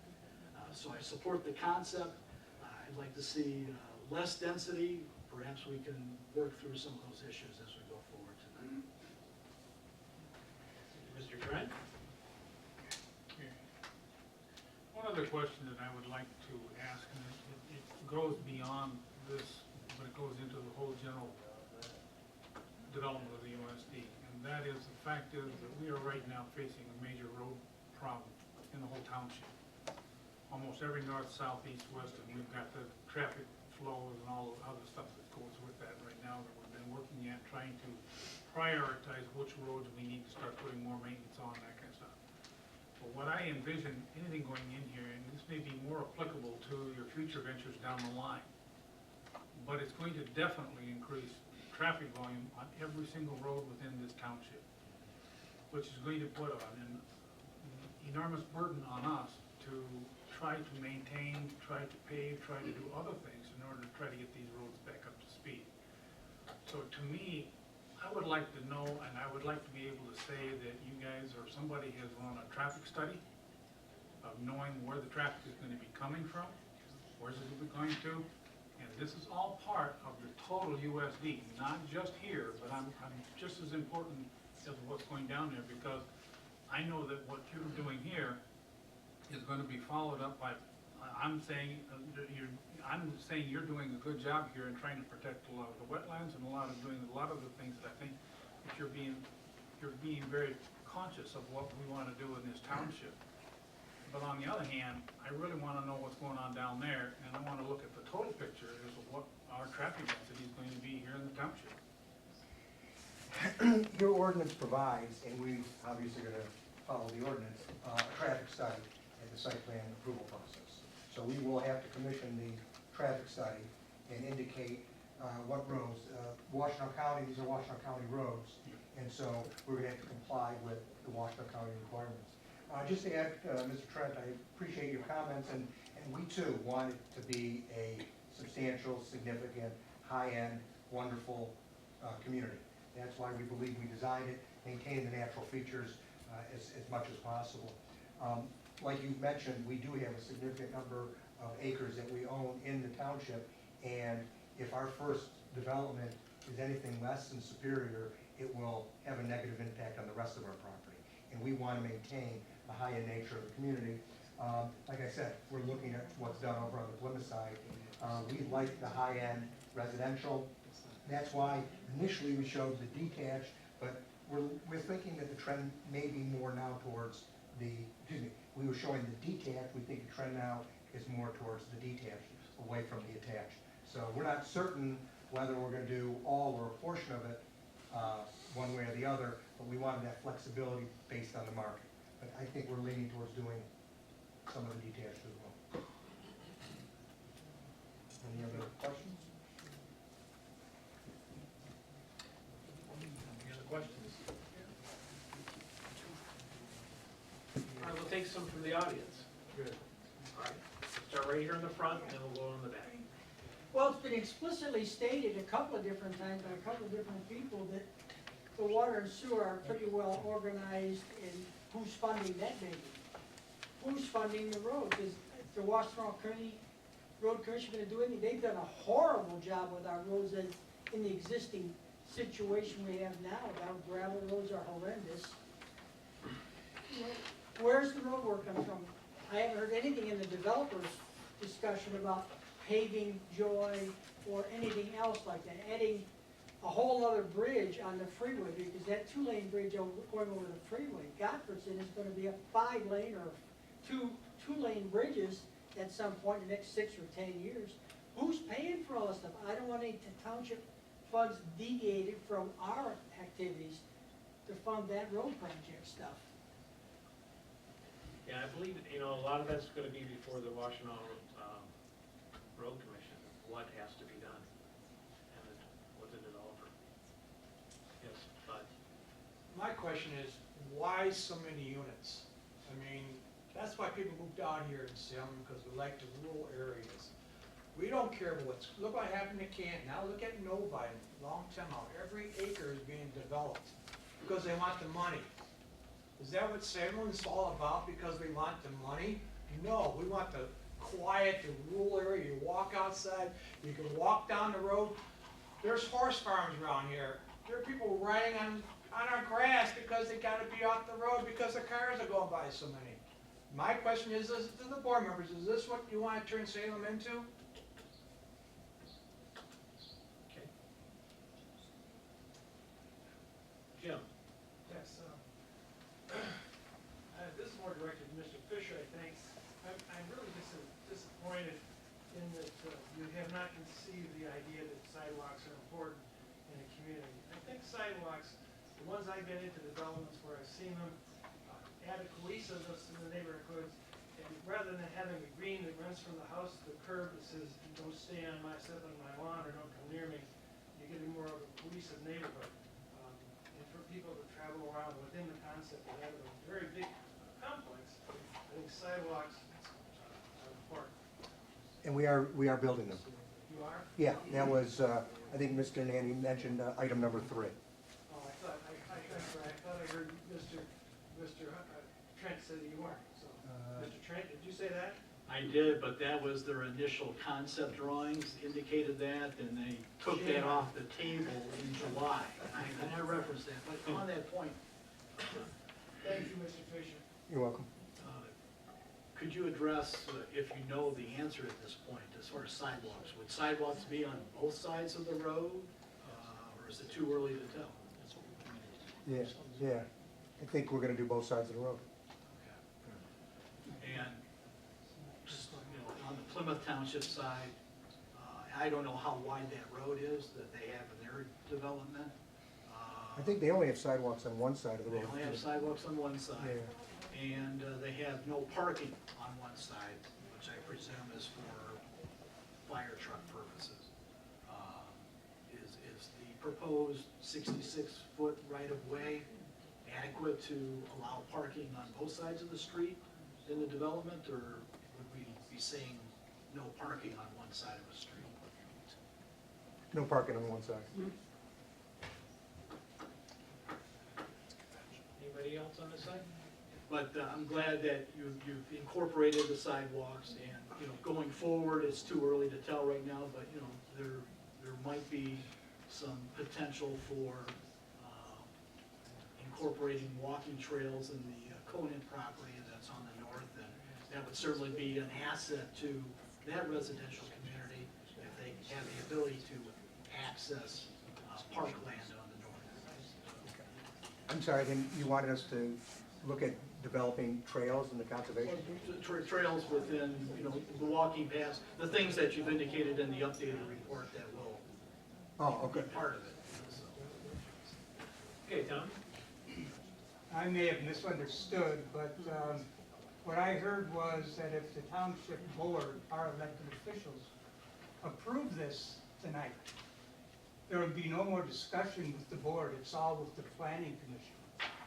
Is that what the board wants? And what kind of an influence will our elected officials have on the planning commission to achieve what the Salem Township residents want?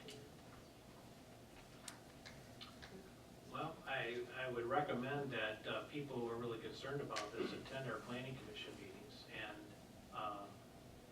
be informed of what is going on. I believe, I'm definitely concerned about it. I want to see it through and see a nice development, just as Dave's comments have been, right? If I may add to that just a bit, this project is coming in, it's really the first major development project to come in under our recently updated zoning ordinance. That ordinance was updated and approved by the township board late last year after several years of work by the planning commission. The updated standards were in significant part intended to address exactly this type of thing that's coming in when a major project comes in, to make sure that the standards were in place in the ordinance to be followed by the developers that go through. So my thought is that a lot of the concerns that may arise from the surrounding residents, I think, are already addressed in the requirements that they will have to follow as they go through that process. I'm wondering if there can be more said about how the water is going to be made available in that district. I mean, I don't probably understand, is it going to be coming in from Plymouth for sure? Is it going to be coming, through Detroit, or what exactly is gonna happen there? Let me just address a little bit. We did have a meeting with Detroit Water last week, and it was very positive. It was, we've heard, there were so many things back, 7 years ago that have absolutely changed now, where it looks like, there was an infrastructure of $5 million, there was a connecting fees, all that is non-existent now. And so, I'm not saying that Plymouth is absolutely off the table. I think we need to look at all the options of water and sewer. And, but it just, from all appearance, I think everybody, our attorney was at the meeting also, that it's very, it looks very positive for Detroit Water. Where I think a few months ago we said no. Or it didn't look promising, but this was the first real meeting that we had with them. Mr. Supervisor, if I could just add to that, the water will be Detroit Water and Sewer, whether it comes through Plymouth or directly from Detroit Water. Plymouth Water is Detroit Water and Sewer. Right. So it's a matter of whether we get an extension on the Plymouth system or whether we can tap it directly into Detroit Water and Sewer. And like the supervisor said, our meeting this past week with Detroit Water and Sewer was very positive. A lot of the roadblocks we saw back in 2007, 2008 are gone. Particularly the high upfront costs. So it's looking very likely that may be a very good option for the township. And one thing I would say, and Bud, to address just yours, and just because I think our community is all on the same page, I believe, and when you look at the USD, the Urban Services District, the people who put the master plan together of years ago have looked at that area as it to be more dense and more populated, with, of course, wanting sewer and water. And over some of the problems that we've had in the past with the developer and the township, it's agreed that they could put wells there. And that's not what we want. So I think moving forward, we want something first class in our township when you exit at Gofferson and M14. And I think it's moving forward, but yes, I would like to see less homes there. When I think of the condos, Mr. Fisher, to me, it would be a lot better if we knew they were detached. I like detached condos. I think would lessen some of it up, and I think that kind of, you look at across the street, they're detached, and I think that's what, me personally, I would like to see. But at the same time, I would hope that our community is, and I'm only speaking for myself, is not to say that, listen, nothing is to go there, we want it to stay like all of us enjoy the open land in Salem Township. But that area has been designated as a master plan.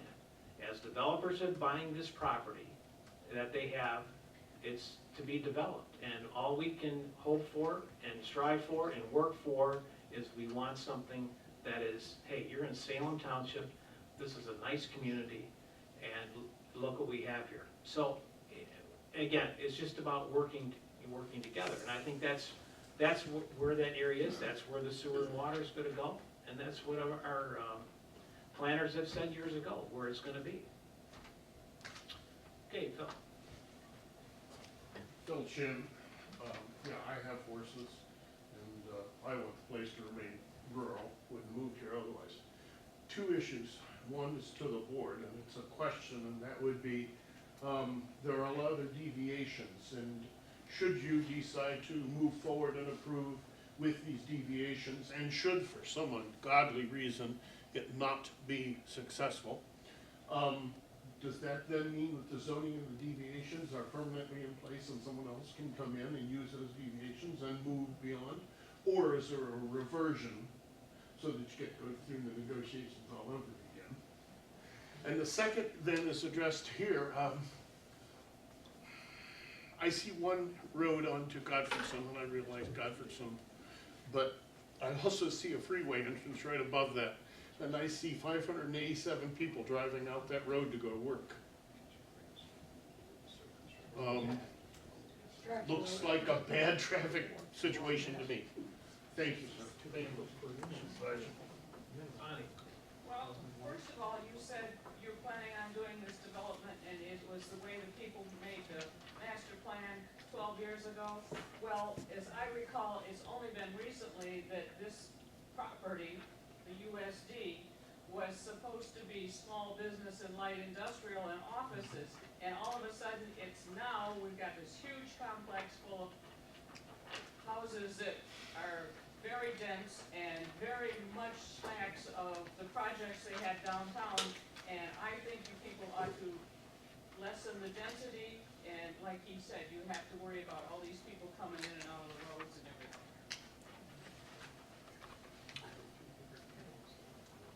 Anybody else on the board here? Brian? Mr. Supervisor, I do agree that something is gonna go there.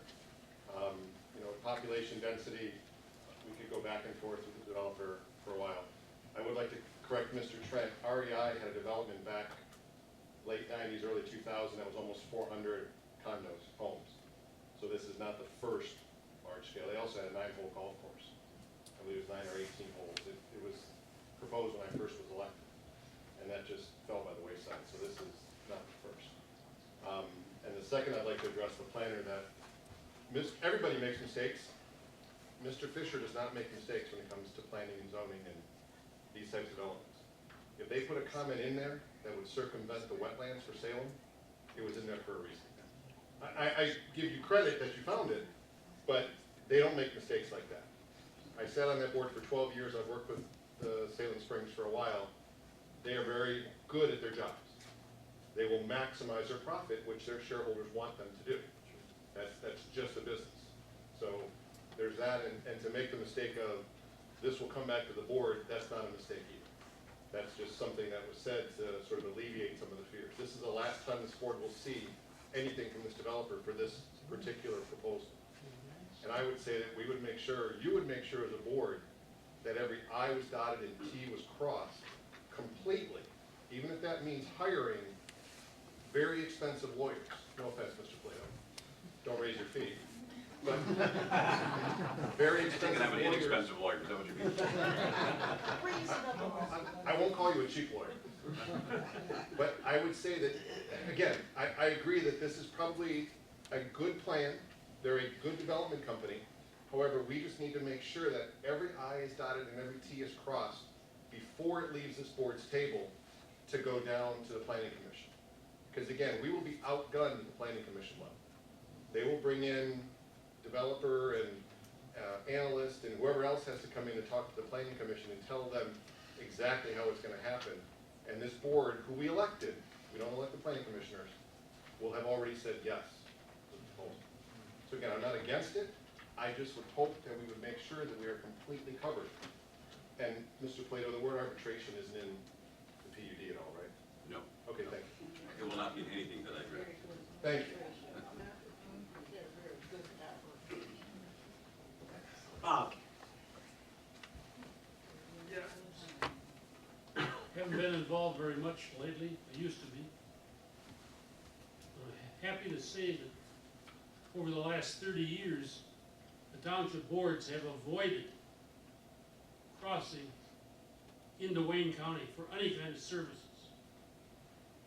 And you can certainly see by the newspaper, if you get the Detroit News anyway, how many lawsuits and things have gone on that have involved the communities to the north. For some reason, Washtenaw seems to covers a very long border and has never got involved in Detroit to speak of. And maybe some further down, but there's a damn good reason for not getting into Plymouth, the sewer, water, whatever. Do it within Washtenaw. Be like Ann Arbor, you may not agree, that they tend on doing their own thing. And I realize Salem Township and Ann Arbor, Washtenaw County, we've been like a second cousin to a stepchild as far as influence goes. Very, very little of anything I've ever watched. I've been here almost 40 years. And it seems like Salem Township doesn't get a whole lot of credit for anything to speak of. I hope that we stay out of Detroit water and Detroit sewer and develop something in Washtenaw County. They've been primarily doing their own thing for all these years. I guess they could do it for a couple more years. Thanks, Bob. Anybody else? Any more discussion? Any thoughts from the board? I'd just like to make a brief comment. I'm on the planning commission, and I just want everybody here to know that we spent a lot of hours working on this with our consultants. And a lot of changes have been made so far just to this preliminary plan. So I just didn't want people to have the idea that this was just rushed right through. It hasn't been.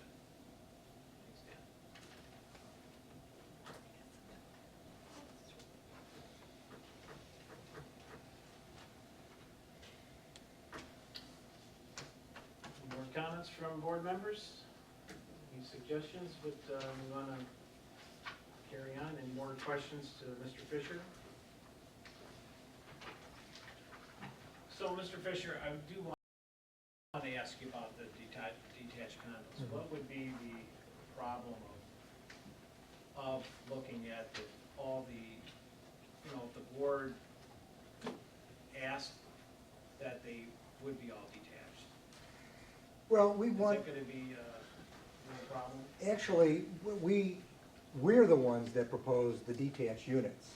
We came in with this plan showing all attached. And as we looked at the market, saw some of the neighboring product, we then came back to the planning commission and says, you know what, we might want to do all or part of them detached. And we worked very closely, as it was indicated, with the planning commission. They had significant input as to what this ultimately looked like. And they will continue as ultimate input. The planning commission, this planning commission is a very, very good planning commission. They are by no stretch of the imagination a potted plant. They had significant input, and they were working with us when we proposed more detached units. And it's really going to be kind of market driven. But I think the trend is more detached than attached. Mr. Supervisor, if I could follow up on your question, and Steve, I don't know if you have the answer to this, but if all of the units were detached, what would that reduce the total number of condos to? I don't know, do we, yeah, we haven't done any calculation, but it would reduce just by the nature of we'd have more open space, so. So it would reduce it, but I don't have a number for you.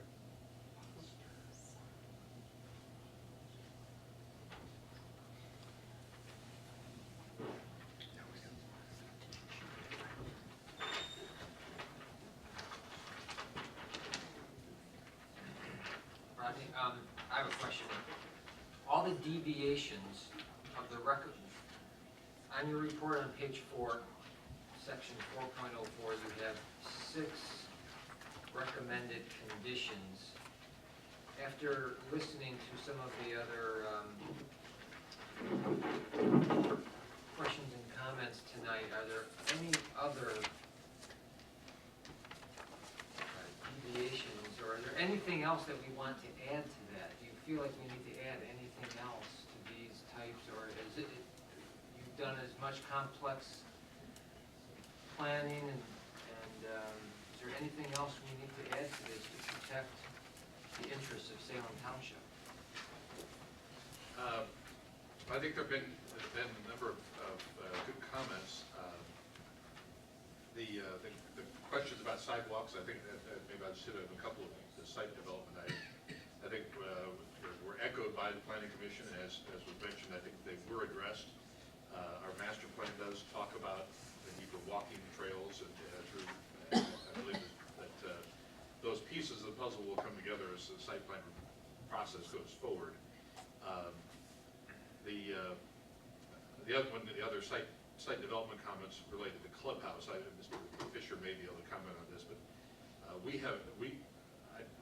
I agree that clubhouses should typically be sort of the center of the area of the neighborhood, so that it's the shortest walking distance for every area of the neighborhood.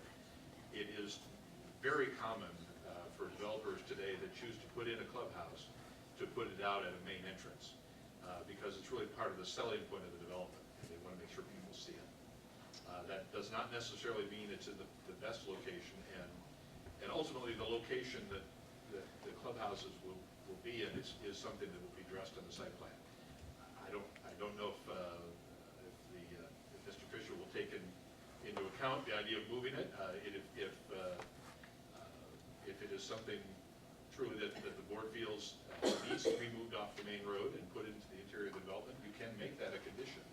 It is a land use issue, and you are approving the land use of this property as part of this concept plan. So if you chose, you could add a condition that addressed the clubhouse and requested that it be moved into the interior of the development, if it were to stay on the property. The question of roads is a difficult one, because as a township we don't control our own road system, although we are asked by the county to participate pretty heavily and ever more heavily in financing those improvements. We are also in a state that doesn't allow us to impose exactions on a developer. A state like Florida routinely requires developers to provide money for schools and roads and other public infrastructure associated with their project. We do not have that legislation here in Michigan that allows us to do that. The PUD process does allow us some flexibility to have these conversations with the developer, and there is an overall potential for an overall development agreement. I know that is not necessarily a good word here in the township because of some past history, but there is an option for the board to look at as the process goes forward, especially as the utilities get firmed up and other elements get firmed up, to wrap up these elements into a development agreement between the board and the developer. And that really brings up an important point. There was a comment made that this will be the last time the board sees this plan. And while it is true that the Planning Commission will be responsible for reviewing the site plan, there are these other elements, both utilities, potentially some element maybe related to the roads, and also in particular the potential for wrapping some of these improvements into a development agreement that all require board action. And so you certainly will see this project again and be involved in the approval process, the steps that need to take place, of which there are a number before any construction would take place on this site. I think with that, I'm comfortable with the conditions we've suggested, but certainly if you have concerns, whether it be the clubhouse or the number of units, those are all elements that can be addressed by additional conditions on this approval. And you have the ability to set those conditions to your comfort level. All right. So we need to make a decision, either to make a motion, or as there's other, we can postpone, talk, and make a decision at the next meeting. If we feel we don't have enough information, or we want to ask more questions.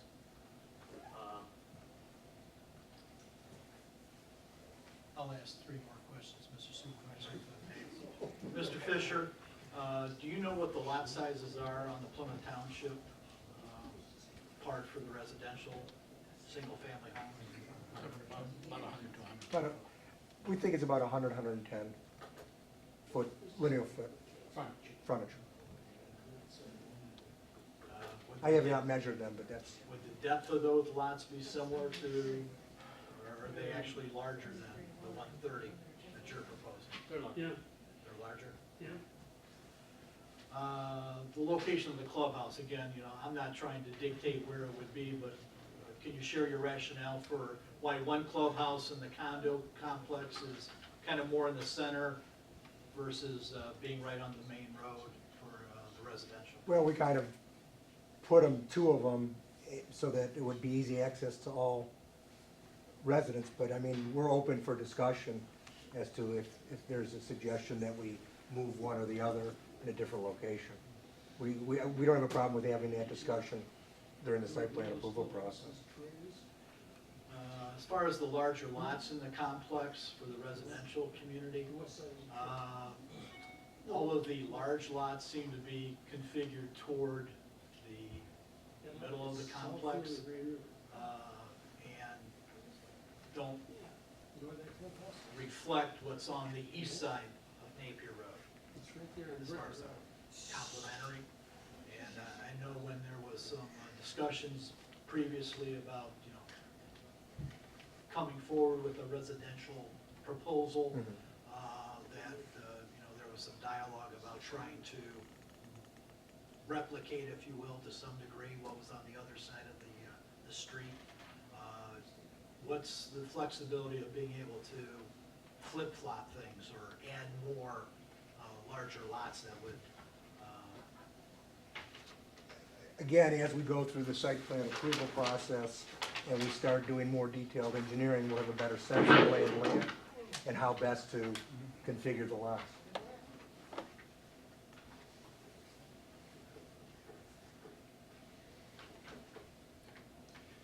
With the, noting that there's a lot of the streets on the Plymouth side that's lining up with yours, I'm really concerned with the amount of traffic that's going to be generated within this whole complex. Ingress and egress to Godfredson Road, because that's going to be the closest route to the freeway. It's going to be paved. If Joy is not paved, then you can expect there's going to be a lot of people in that Plymouth going to be using the subdivision to go through to get to Godfredson Road, to go down so they don't have to get gravel roads. I'm really nervous about, and the other thing that I will echo, the issue of the detached and attached condos. I think one of the things that we have been striving for in this township is to having the country atmosphere, the country living, and give you a little bit more space. And to me, the detached condos give you more of that feeling than the attached. And I think, to me, it just makes a little bit more sense. but before I go back and say I will agree upon the 587 units, I would like to be able to see and go back and say, okay, what is your density going to be with detached condos? What is the traffic pattern going to be with all of the traffic coming in and out of just not this neighborhood, but the Plymouth Township is right alongside of it, because you can't ignore them. They will be there. And I guess that's what I'm trying to say here, is that I really, to me, I would really like, before I mean, maybe I'm getting too much into the engineering aspect of it, but the number of cuts in the curb cuts and all that kind of stuff, really all comes down to is, what is the traffic going to be? Well, Where's it gonna go? to address the first question is, right now, these exist. I don't know how they get on the freeway, whether they currently go Joy Road, Godfrey's up the freeway, or they take another path towards Beck, or whether or not which way they go. So they're currently fine. This neighborhood's been here for a long time, over 20 years. So they're currently already established their traffic patterns. But what we did is we designed curvilinear roads, so not to invite cut-throughs. If we had more of a grid where this was a straight path right through here, that would invite cut-throughs. So we did. We designed a curvilinear road. It also aesthetically is more pleasing in today's neighborhood. Regarding what we have, keep in mind that there's 365 acres here. 224 of the 365 is open space. We went to great lengths to maintain the open space and the natural features. So we already have that. As far as the attached, detached, remember, I'm the one that stepped forward and said, we would like to have the flexibility because we think the trend is going to detach. And we think this is going to be a very, very high-end community, and we think we can achieve that high-end residential with the detached as well. And the reason for the one curb cut is that's the access we have. These properties are owned by others. Yeah, I just got one more question. We're all talking about detached units. You don't know the size or the lot size, how many. Is there any way when you come back to have a figure of how many detached units if you went that route? And, because right now, as it stands right now, you're looking at two people per unit, less than 1,200 vehicles, plus kids, and you're looking at street lights and what have you. But all I'm asking is, if you're gonna downsize a little bit, if you can downsize and detach, how many units would be there in the lot size?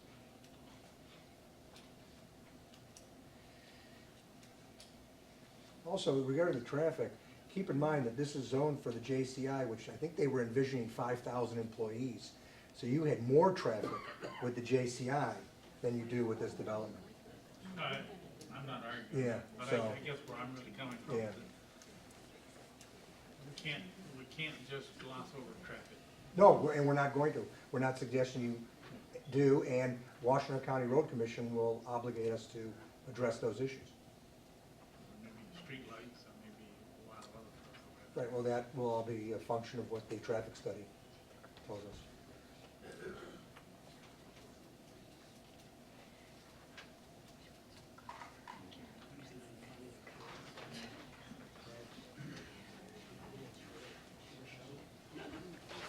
Mr. Supervisor, I don't know if we're getting into the planning commission world, if you will, but from a personal preference standpoint, I would like to suggest that the southeast corner of this proposed development, which has 34 70 by 130 single-family lots in the southeast corner, that circular horseshoe drive, be changed to 110 by 130 lots. Obviously, we're not going to be able to calculate how many lots it would be, but that would reduce the total number of single-family lots of the 70 by 130 from 141 down to 107, if my math is correct. And I'd like to propose that, at a minimum, that 50% of the condos be detached units. And if the developer comes back and says, because of market conditions, we're better served by having all detached, then that's great. But in the interim, I'd like to recommend that we look at designating 50% of the condos to be detached units and give the developer the flexibility to determine where those would be situated through the development. And obviously, as our planner has indicated, with the roads, you know, those are gonna have to be evaluated by the road commission. They need to be acceptable for, you know, fire trucks to be able to navigate up and down. So, you know, we'll let that process work its way through. But I would be a lot more comfortable seeing more larger lots that are similar to the Plymouth Township world on the Napier Road side. And if we had at least 50% of the townhouses detached, I think that's a significant impact to what we see here, and could be a win-win situation for both the township and the developer. And help move us toward a first-class residential community.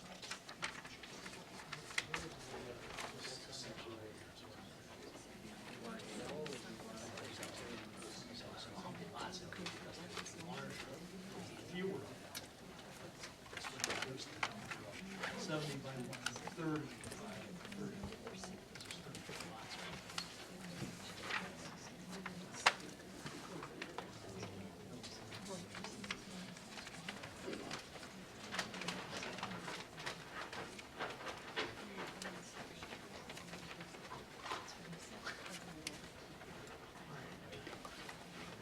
Mr. Nanny, are you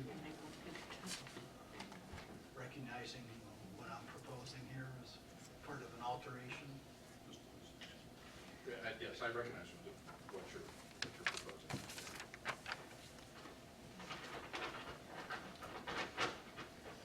And that's within our wherewithal as this township board to make that change?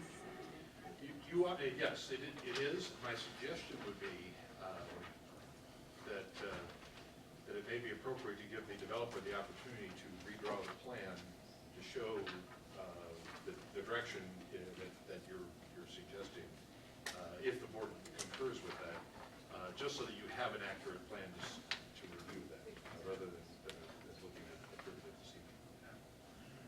I think that's wise counsel from our planner, Mr. Supervisor, and if it would be appropriate at this time, I would move that we direct the developer to come back with a revised plan for our consideration that shows the 90 by 130 lots to replace the 34 in the southeast corner of the proposed development, and to modify the condos so that at least 50% of them are detached. And bring that back to the table next month for our final consideration.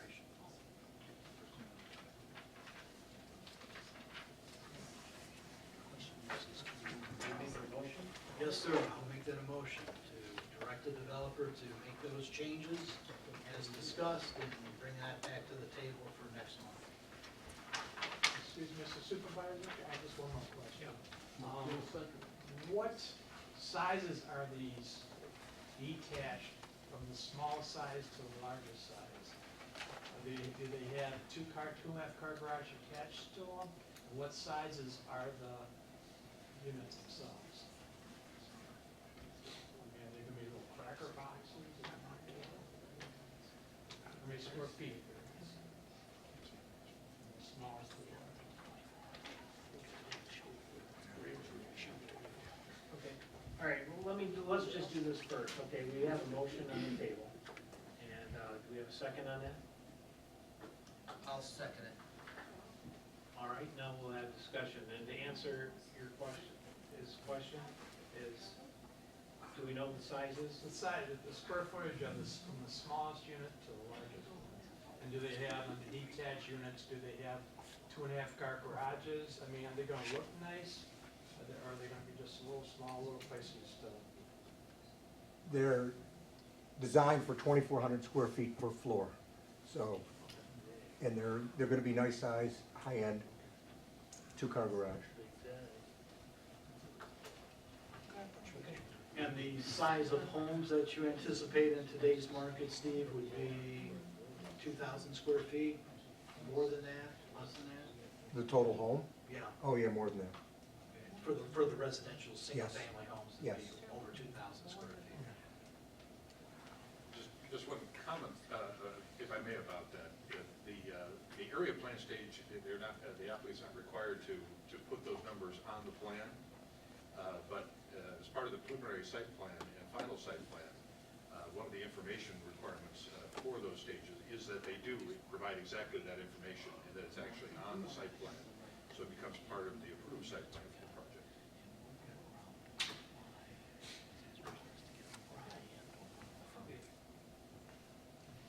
We have a second. Any more discussion up here? Yeah, I have a question about just discussion.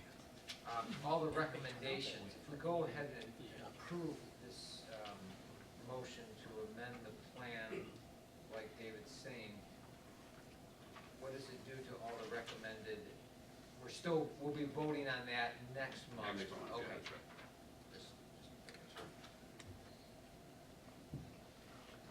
I have something. I understand where Dave's coming from with that one section that's really dense, but, I don't see why we need to restrict the developer that this is the one area that we want you to have larger lots. If we would like to see another concept to increase the number of larger lots, I don't see why not giving the developer the freedom to, there's a lot of areas here that have very tiny lots. So, maybe there could be a concept plan where they would increase the larger lots, but not necessarily just in this area. I particularly don't like the real small lots off of Joy Road. I know some of those wouldn't even work because they don't have proper road frontage. They don't have enough road frontage. So, I looked at that area. I did look at the one area you were talking about, but I just, don't really want to make a motion that specifies this one area we want you to change. They might have some better ideas.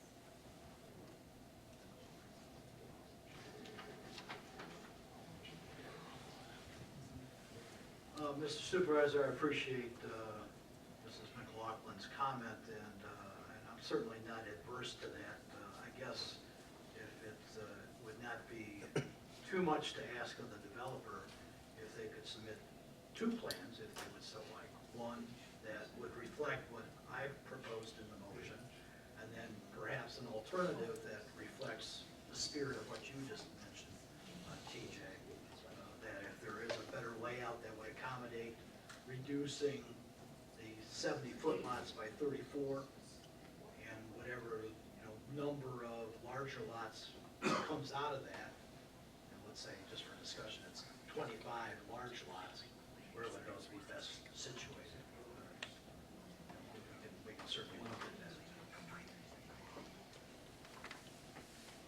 So you're willing to make an amendment to your motion? Well, I said I wasn't adverse to her suggestion, and if the developer would be willing to come forward with two plans for us to look at, that would be great.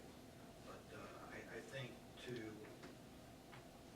better mirror what's on the opposite side for this high-end development, anticipating that it's going to be high-end homes that are similar in style, at least from a pricing and square footage standpoint, as the Plymouth Township side, that I think we're better served having large lots there.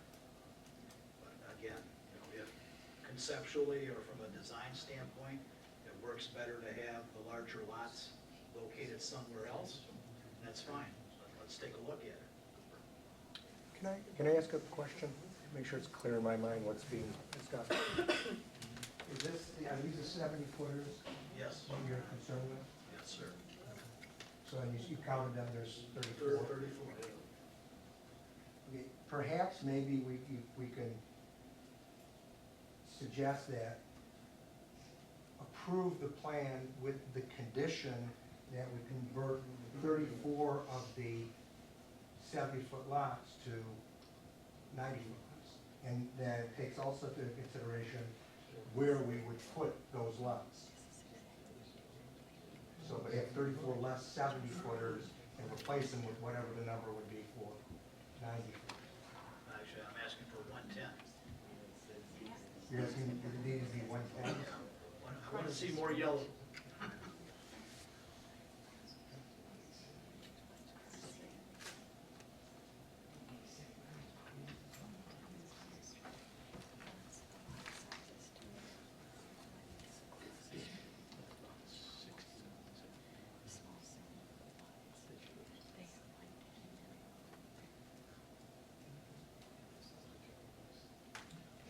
But that would give us a flexibility as to where we would put them. We eliminate 34 of the 70s and replace them with whatever number we get, the 110. Is that what you're suggesting? That's what TJ suggested. Okay. You wanted these 34. Those 34, But she's proposing to give you the flexibility of what you just described. Right. And, you know, and I guess, you know, this is me at this end of the dais. I'd like to see both concepts, if that's feasible for you to do so. I know where you're coming from, Steve, where you were looking for, you know, we just need to juggle the I'd like numbers. to be able to, you know, approve it today if we address those conditions.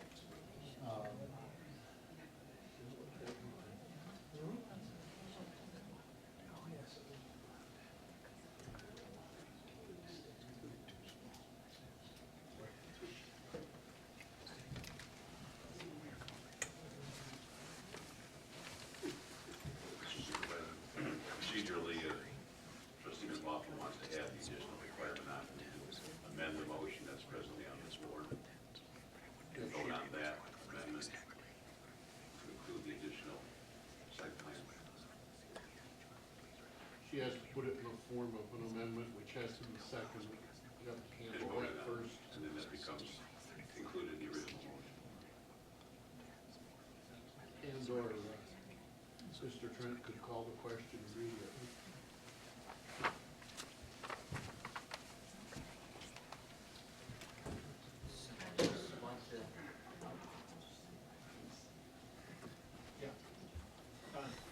Yes, I'd like to know if you change what the planning commission sent to you, does it have to go back to them?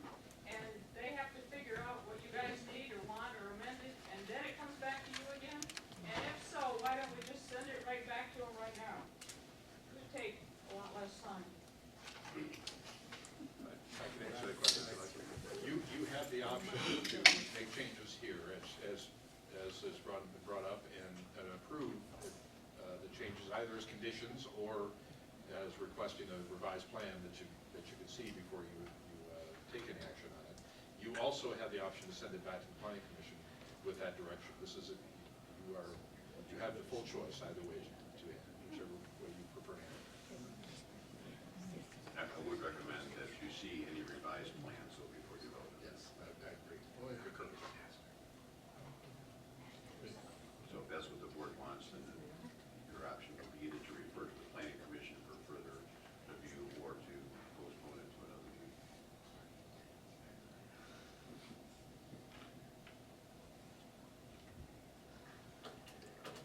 Mr. Supervisor, I'll stand by the motion that's on the floor for consideration by the board. If there's an amendment to follow, that's fine for discussion purposes.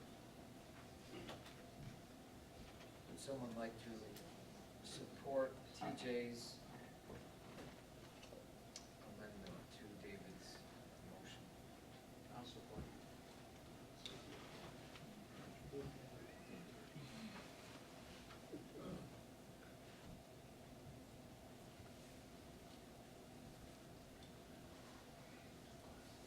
Can I ask a point of, A vote on the motion to amend, and then vote on the original. We need to do a roll call. Actually, they can have discussion on the motion to amend, and then vote on it. It gets elaborate. Just call it vote. No, they have this actually, worksheet Can- too. We'll vote on, Okay, all those in May favor? I ask a point of clarification? Just I want to make sure I understand the amendment. Is the amendment to replace 34 of the 70 footers with whatever we can get out of 110s? And then, so we can do it as it's been suggested, maybe not necessarily put it there, but put it somewhere else? Is that the amendment? To replace Yeah. to replace 34 of the 70 footers with whatever we can get on the 110s? yes, and TJ's suggestion is that you have the freedom to do it wherever you want Right, in that right. area. David's was in that section. Right, so approve the area plan, reducing the 34 of the 70 footers and replace them with 110s. Not approve the area plan, creating two separate revised area plans that would be brought back to the board. One that would look like. Well, that's the clarification I'm asking for, because I was suggesting that approve it with the condition that we eliminate 34 of the 70 footers and replace them with 110s. And that way, during the site plan approval process, I have to come up with 34 less 70 footers and replace them with 110s. And then I have the flexibility of putting them in the location. And then all's flushed out at the site plan approval rather than come back before the board with different plans. Mr. Supervisor? Yeah. If I could maybe give just a little history, as Mr. Fisher had mentioned, that the area plan that originally came to the planning commission was as it showed there with all attached townhouses. And then he came back and suggested, what if we were looking at detached condos in that northern half? And as we met internally with him, we suggested to him that he create a plan, show the planning commission what that would look like. And he did do that, and I believe you have a copy of that produced version that they brought to the commission. And it really is the same thing here. Whenever we're dealing with this type of concept development, it really is best to see it. And so I would concur with the attorney's recommendation that with the changes that have been discussed, that we'd be best to have those changes be shown in revised plans. It sounds like, based on the discussion, that there really needs to be two separate ones that would come back before you, so you can see what those changes will look like on this site.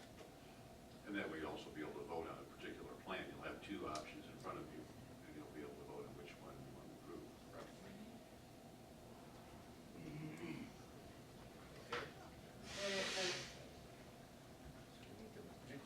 We'll vote on TJ's amendments. The amendments. All right.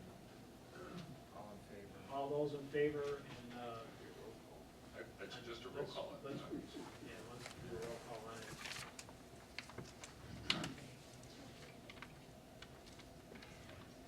Do we have it written out?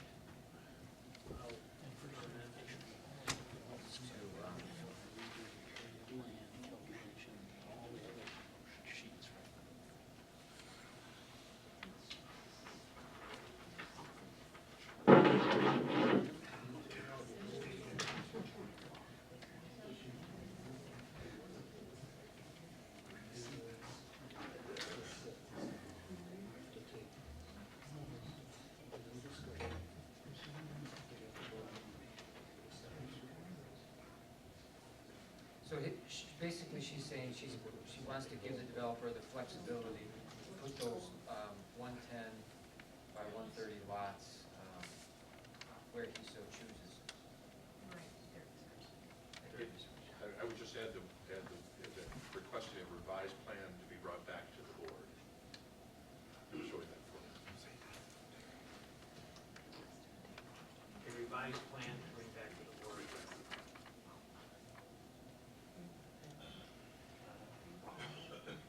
Okay, Daniels? yeah, McLaughlin? Yes. Converse? Yes. Whitaker? yes, Wensley, yes. And Trent? no.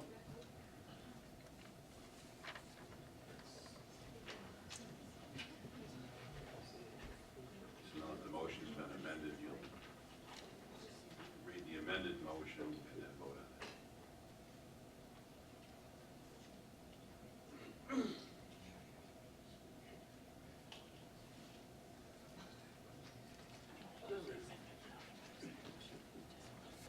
So the motion is to amend the design that's shown before us to change the 70 by 130 lots, 34 of them, change them to 110 by 130.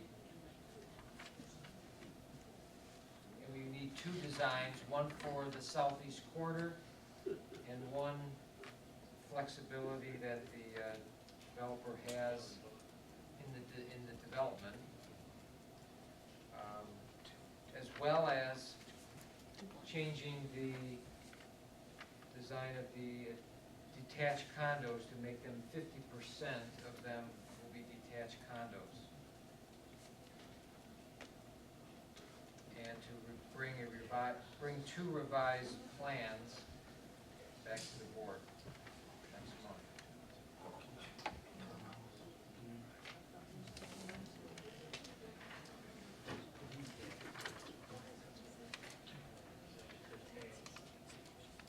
Okay, we have a second on that? I'll second that. Joe Connors, want to do a roll call on this?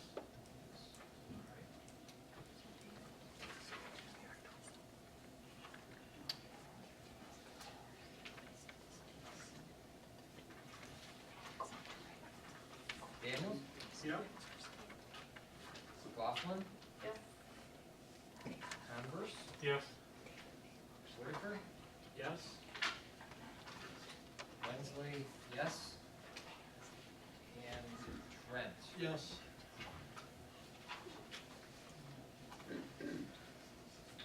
Okay, I have a question. Yes. The plan we're developing is only this plan that we're looking at. Well, now all the supporting area plans will catch up with whatever gets adopted. You have other area plans and stuff behind this drawing. This plan right here, and in an effort to not be doing repetitive work for numerous attempts, we're doing that plan, two versions. Yes, that's why I would recommend just that one sheet. Yes. I just want to know. Thanks. Good question. Okay, so we're, thank you, gentlemen. When's the next meeting, when's the meeting in October? Second Tuesday. Second Tuesday, I think it's 12. 14. Okay, down to, When do we need to submit the plan by? We should talk after. Okay. okay, moving on forward in our agenda, we're down to clerk revenue expenditures submitted. Partner department report.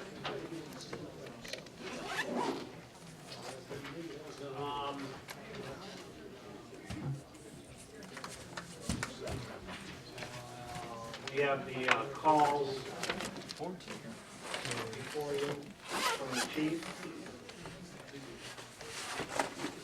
Just to address a couple of things I wanted to ask the chief here tonight was on the trucks that are out in the parking lot.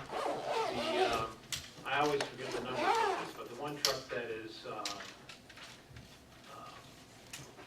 what's the number? Bill, do you know? The one that's parked that has some issues, repair issues, the one that we are replacing, that we bought the new truck for, that's supposed to be in a couple weeks. That had some mechanical issues, and I know that, and the chief has reported just to park it until we get the new vehicle.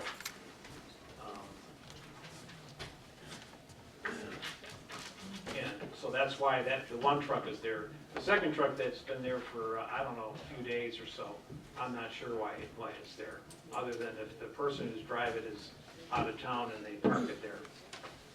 Well, why was it reassigned here? I'm sorry, what? It could have been reassigned to somebody who was in that area. Yeah, that's a question we would need to ask the chief. Well, no, we're asking you. I don't know. I'm telling you, but I will be glad to get back to you. Are you on public comment yet? No, I'm not.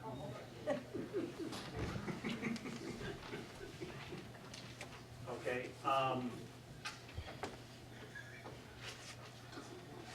Washtenaw County report, and then let's see, we have, we don't have any board discussion, we'll do that. Okay, and now we are down for public comment. All right, Bonnie. Okay, last month, you made a motion about the landfill. You can look it up in your minutes, because I did, but I had it electronic. Right. The motion said, these people will be allowed to move that landfill stuff during the night. Right. It says night right on it. Right. I have been stopped a lot of times on 6 Mile because they're moving it all day and all night. And if they moved it at night and let it settle, during the day it wouldn't stink so bad. But when they're moving it constantly, it's very odoriferous. So I don't know if you can find them or if you can tell them that they're doing it wrong or you can stop them. But your motion said night. Right, I agree. The question I have for you, were you actually stopped? You were actually stopped and held up? Oh, yeah. Okay. All right. Yeah, they were instructed that they were going to be doing it at night. And I did call Dave Rattel because of seeing the, but they were informing me that the contractor they have started doing it during the day. And I said, well, you know, we've had people ask us about it, why we talk about it at night, now you're doing it during the day. But they did say that there was no stopping of the traffic during the day. But that's not the point. The churning of the refuge in the landfill smells worse because they're moving it and churning it during the day. If they let it rest all day, we wouldn't get that awful smell. It's just like when it was composting, they didn't turn it every time they turned it over, we knew it. yeah, this wasn't the compost. No, but it's the same principle. The more you move it and disturb it, the more it smells. Okay. All right. Anyone else? And I also would like to make an apology to Mrs. Hamilton on the email. It's not the intentions of, I believe, ever of this board to be disrespectful or not to answer anybody's email. I did receive it, and I actually asked council to make sure our planners were aware of the email, of her concern, and again, it would be my fault for not responding back, thanking her for her email. Okay. But I just got one question. On these dead trees along the roads, is Washtenaw County or somebody doing the count on these dead ash trees that are right there and get bad windstorm, and, you know, just like that, what happened over here on last Friday? An accident.